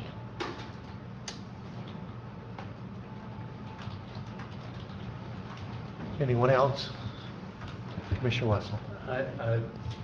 I'm debating how I'm going to vote on this motion because I trust the system that our consultants designed. I don't trust their recommendation for this contractor, and I can't see why any of us would pay $200,000 more than we need to pay to get the same thing. But my quandary is if I vote no on this, then where are we? Because we do need to move forward. But I'm going to vote no. Any other comments? I mean, I guess my thing is if you hire a consultant and they give you a recommendation, you should follow that recommendation. If it did cost you more money, it's going to cost you more money. But that's why we hire them. It's just like when Machin came here, he gave us 4 recommendations. He gave us a letter rating, and we picked the best one of it. So now we face the consequences of doing that. And it's a tough decision. To me, I mean, when we had the money and we first began this project, we were going to do it and pay for it with the $3.3 million. But since that time, between the jail and other things, now we're looking at borrowing the money. And that's where I've run into the problem, is that we no longer have the cash to pay for this. We can't, and I'm not one that wants to, we've put burdens on the people time and time again, through all of our millages and adding to 911 another tax. So I'm not willing to add another $200,000 in interest just to this project because we feel obligated that we have to do it. Because we don't have the money now. And now we're adding on another whole program, and it'll be another division as far as just like senior services, as far as I can see, that we're adding on. So I'm just, I can't support this at this time. I just don't think we have the money for it. And even though I know it's a good project, I think it's the wrong time to do it. Commissioner Wren.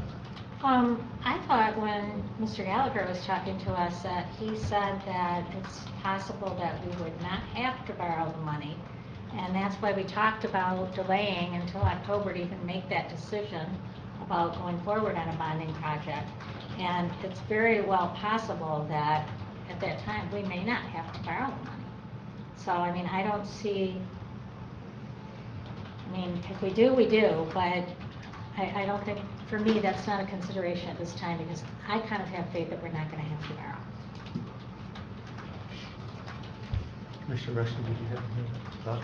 I was just going to say ditto to Commissioner Bunnick's remarks.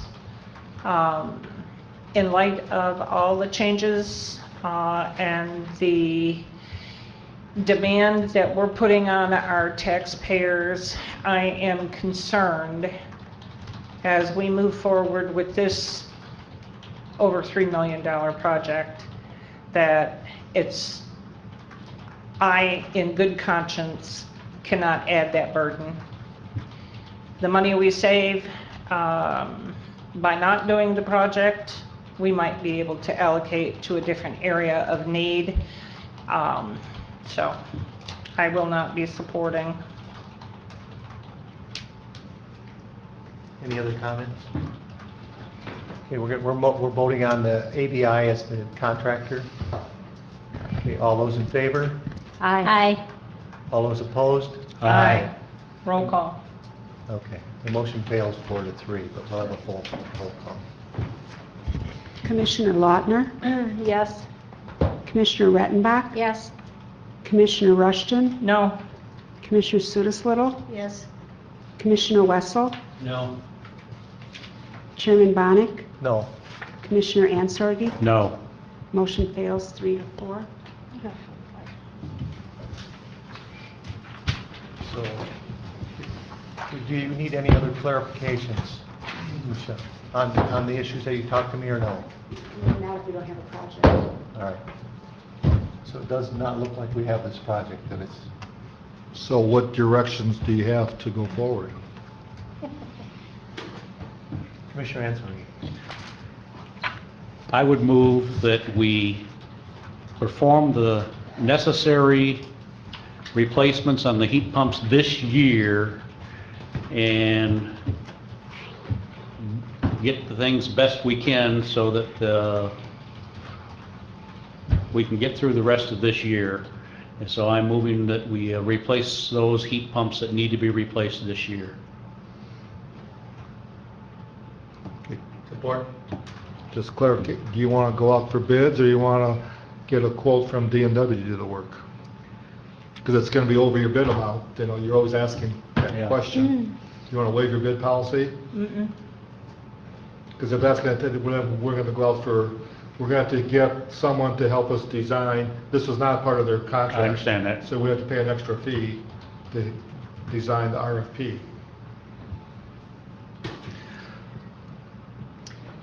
Well, I mean, we already have a contract with D&W for repairs and other things, so, you know, that is an option, but go ahead. If we are buying that many at once, you know, are we obligated to go out and bid?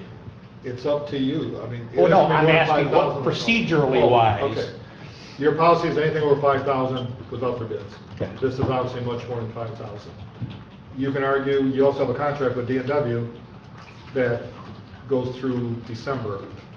If you want, you can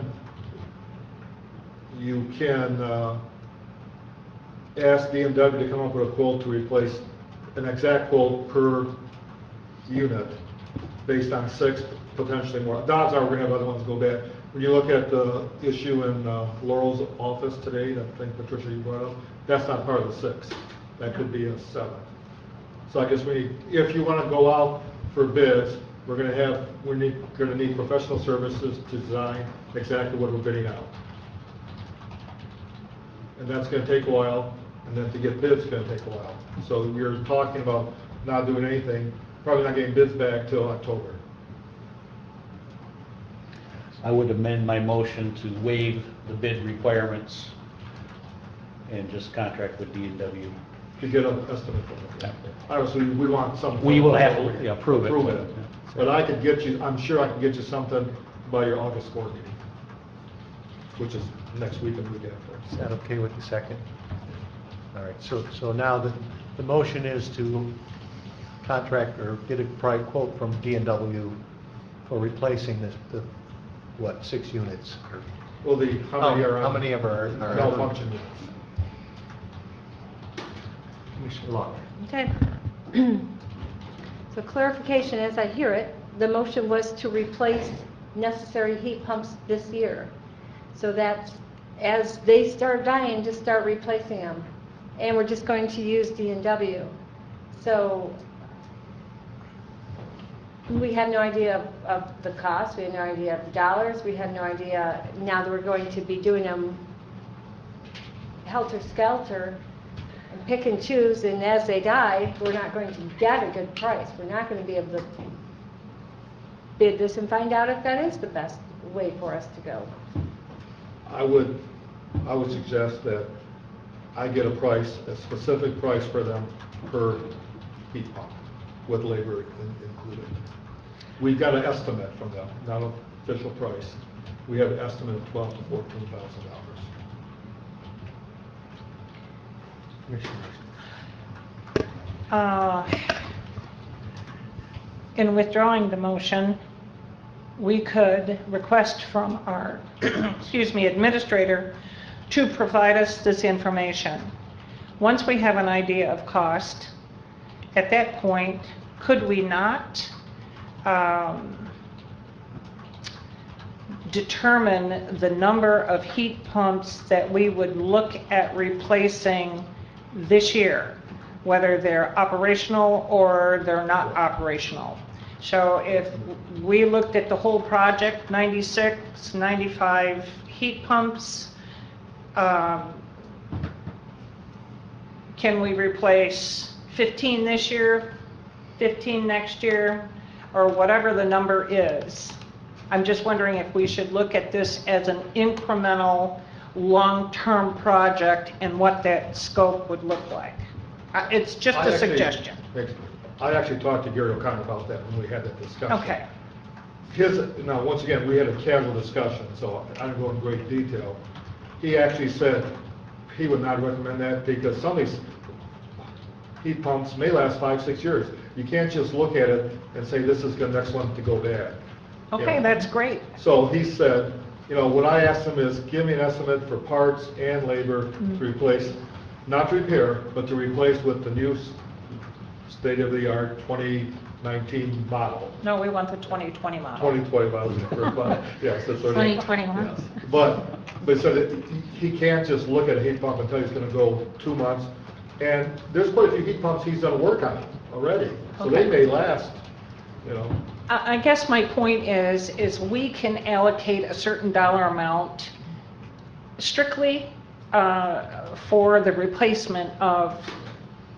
I think D&W would be willing to give us a firm number per heat pump, knowing there's an X number of them. That I can get you by next week.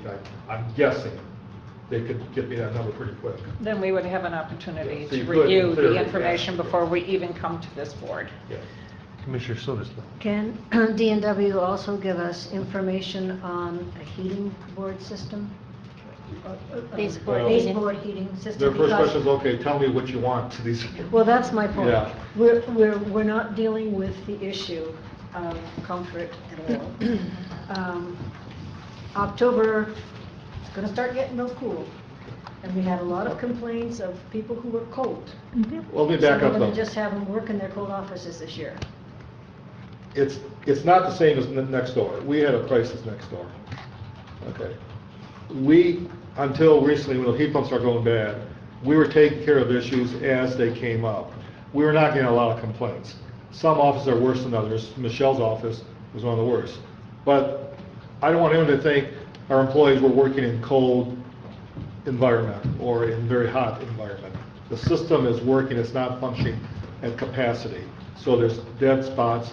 Some days in my office I have to turn it up. Some days in my office I have to turn it down. That's true in wintertime, that's true in the spring, that's true in the fall, that's true in the summertime. So it's constantly adjusting, but there's no office that is, I would say, to the point where it's uncomfortable long-term. We can adjust them if we hit, the heat pumps are the biggest issues. It'd be great to have the heat boards in it. It should be done at the beginning. It'd be a lot cheaper. As I understand, and help me out here, it'd be a pretty significant job to put baseboard heating. Roughly the same cost as doing the heat pumps. That's what I thought. But we'd have to design that. That's a separate project. My question is to, I think you did a survey of employees, did you not? Yeah. I understand what you're saying. Nobody's really happy. Yeah.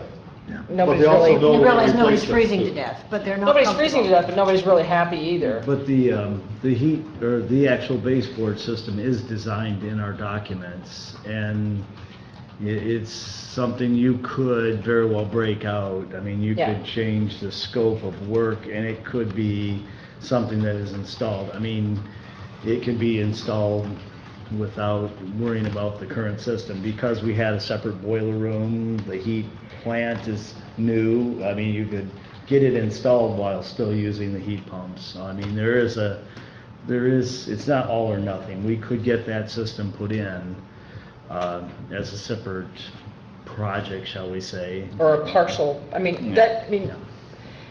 maybe I'm jumping ahead of you, but I'm listening to all of you say, maybe it makes sense to break the existing project that we have out into 2 or 3 years worth of implementation. Maybe you do baseboard first and then go back and do, I just don't think that heat pumps are the best piece of equipment for this building. They never were. So to put a dog in behind a dog doesn't make any sense to me whatsoever. It's waste of money. Because the equipment is going to break down and it requires much more maintenance than a chilled beam solution would. But from approaching somebody and their comfort issues, baseboard heat would be probably on my list. Maybe find the ones that haven't been turned on for a while and replace those, however many those are. Maybe address the baseboard heating. But there's other issues. The initial meeting that we had, the chillers got issues, boilers have issues. Okay? I can tell you when I was director of campus services at Northwestern Michigan College, all these buildings, no one likes heating systems because everyone has different tastes. I think 68 is perfect. My wife thinks 73 is perfect. So, I mean, just a different topic. You're never going to find a balance where everyone says this is a great system. It's a lot of perfect. Some people like sweaters, some people don't. Commissioner Lochner. Some people Thank like you. sleeping bags and some people don't. Yeah, so. My only comment before we vote on this is that we just make sure that our insurance on this building is paid up, so that if another electric heater gets left on over a weekend, that we don't burn this building to the ground. And if we do, we can replace it. Commissioner Red. I really don't know anything about the bid process or, like I said before, about construction or anything. But is it possible that we could go back to ABI and say, we found the bid a little high, and we understand it's your bid, but would you be willing to adjust it at all, or inappropriate, John? No, you can't. Commissioner Watson. I don't think we're talking about getting a plan together to fix the system like we really want it. We're talking about, give us some time, let's fix what's broken. And then let's take our time and revisit this next year and see where we want to go. So I'd like to see this added on the executive committee to find out how many we need replaced and what it's going to cost us and when it'll get done. Let me suggest this. I'm sure I can get by next week a firm cost on the heat pumps. Let me work with these two people, see if they, as they said, break out their things, what it'd be on the baseboard, what their fees would be designed, break it out, talk that. We can add both of those issues, well, one issue in this building, to next Tuesday's agenda. Commissioner Ansari. My intent with my motion was to just do something for the rest of this year. Yeah. I was not necessarily implying that we do this forever, but so if we have a plan, that does not require us to take action today, I will withdraw my motion and preference of waiting for that feedback. If everyone feels comfortable, I can talk to DNW, I can talk to these people here, and we can come back next Tuesday morning. Is that okay with the second, or with withdrawing it? I would withdraw it. I'm less interested in getting a design for baseboards. I just want to get fixed what's broken. Oh, yeah, that's a given, but I'm saying, because they just said this was part of the proposal, if they can break it out, let's at least look at, see what the options are. Let's just keep the dialogue going. It's going to address some of the comfort issues in the building.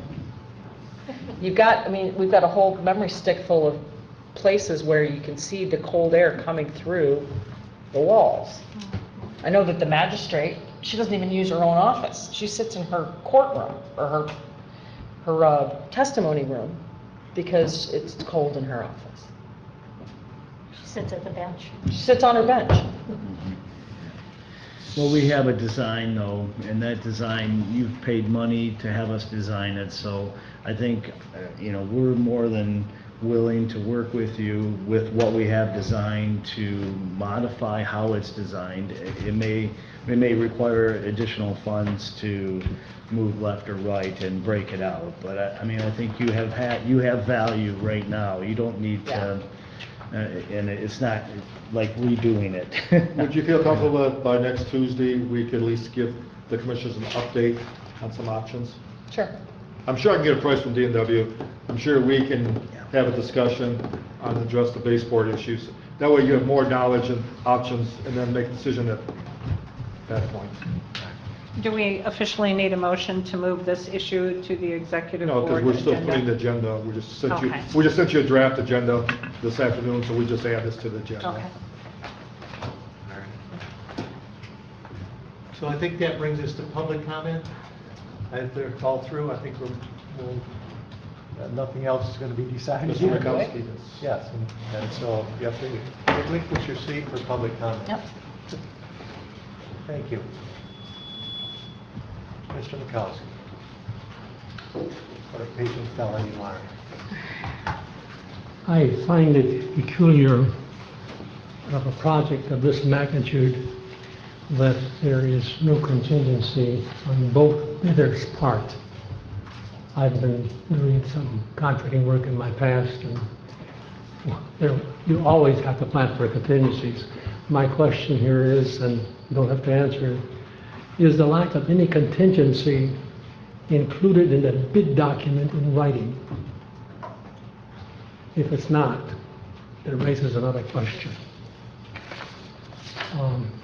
I heard two very conflicting things today. Leelanau County is the best county to live, yet everything is bad for people with families living here.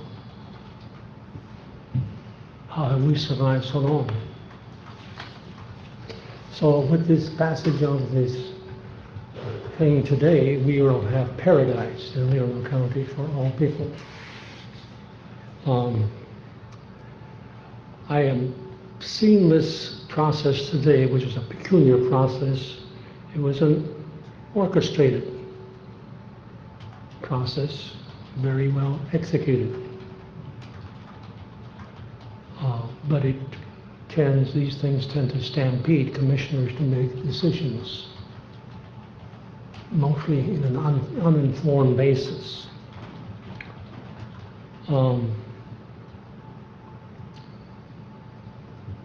The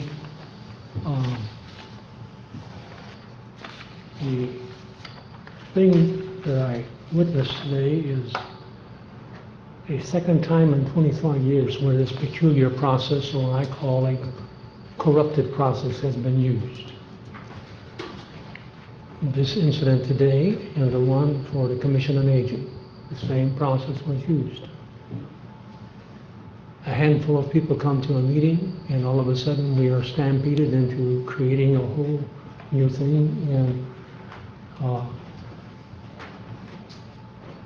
putting it on the ballot for the people, even though the people never recognized it was a problem and the people never petitioned for it lawfully to be addressed by the county. But solely on our own omniscience and omnipotence, we know what we're doing. for the people. The 42 committee members, perhaps they're experts, but I believe they have a vested interest. None of them were ordinary employees. I think most of them were employees of the government. So they surely cannot have a bias.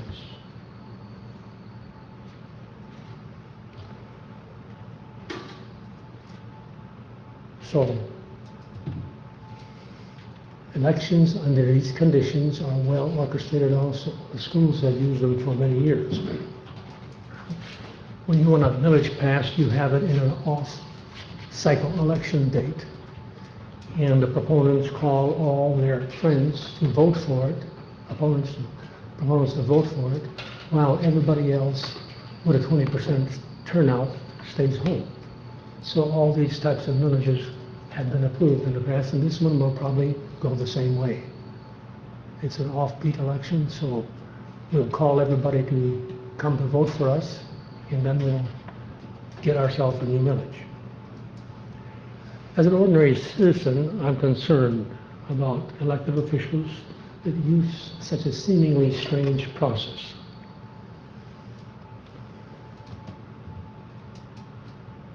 I have difficulty voting for people who run for a public office who use this type of process, because to me, if I were a commissioner, I would think I would be betraying the public trust.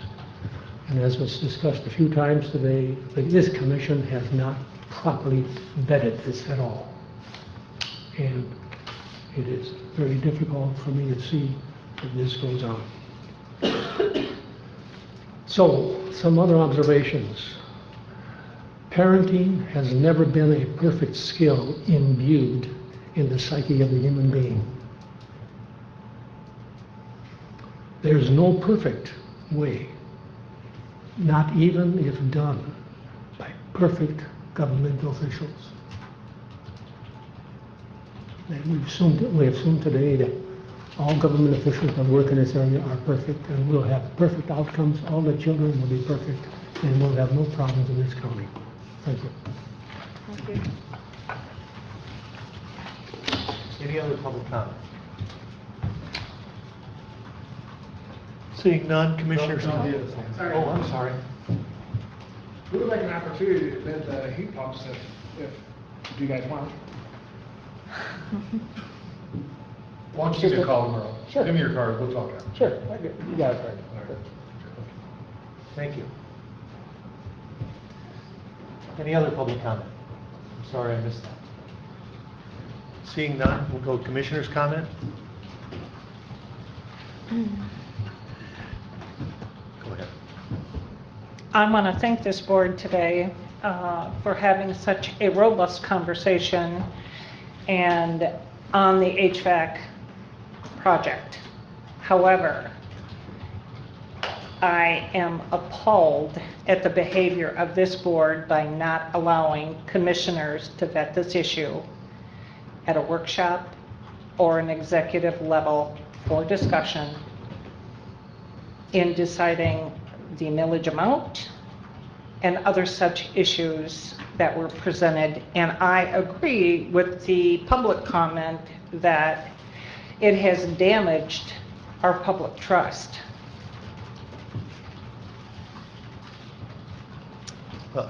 And I would have to say, I really feel deceived by this.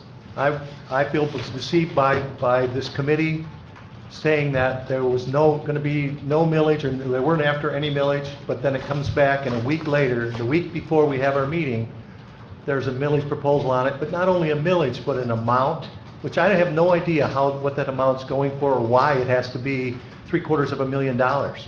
I don't understand that, where that comes from. So how those numbers were figured out, how it was decided, it just completely deceives me. I think that I was basically lied to, and that's what really bothers me about this. And now, when we want to take some time to look at it, and it's rushed through and decided. So I really am disappointed with this. Mr. Long. I would echo all of that, and I could see that the deck was stacked today, and those were firmly in place, even though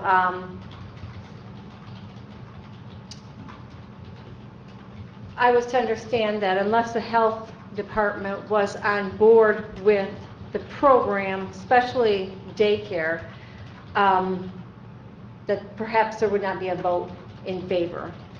And so I'm also extremely, extremely disappointed.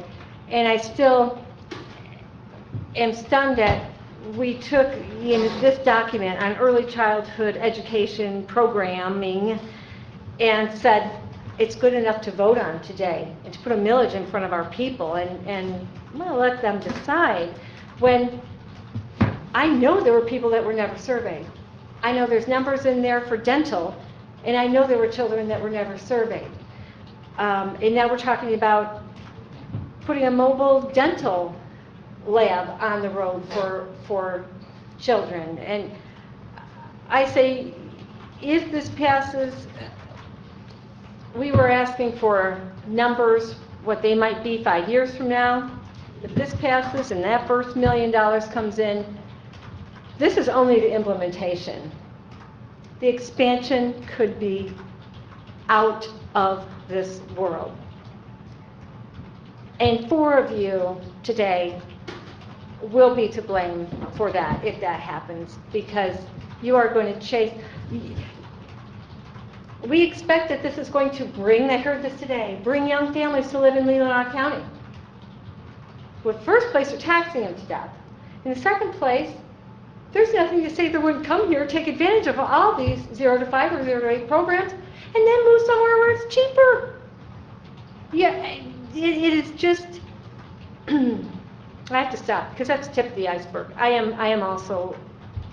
I'm disturbed, I'm amazed, and I can say, in all my years here, I have never, ever seen this happen like this, ever. And it was very unfair to my constituents that they did not have an opportunity to weigh in. And I know the gentleman was absolutely correct. Fully orchestrated, well done. That's it. Any other comments? Please.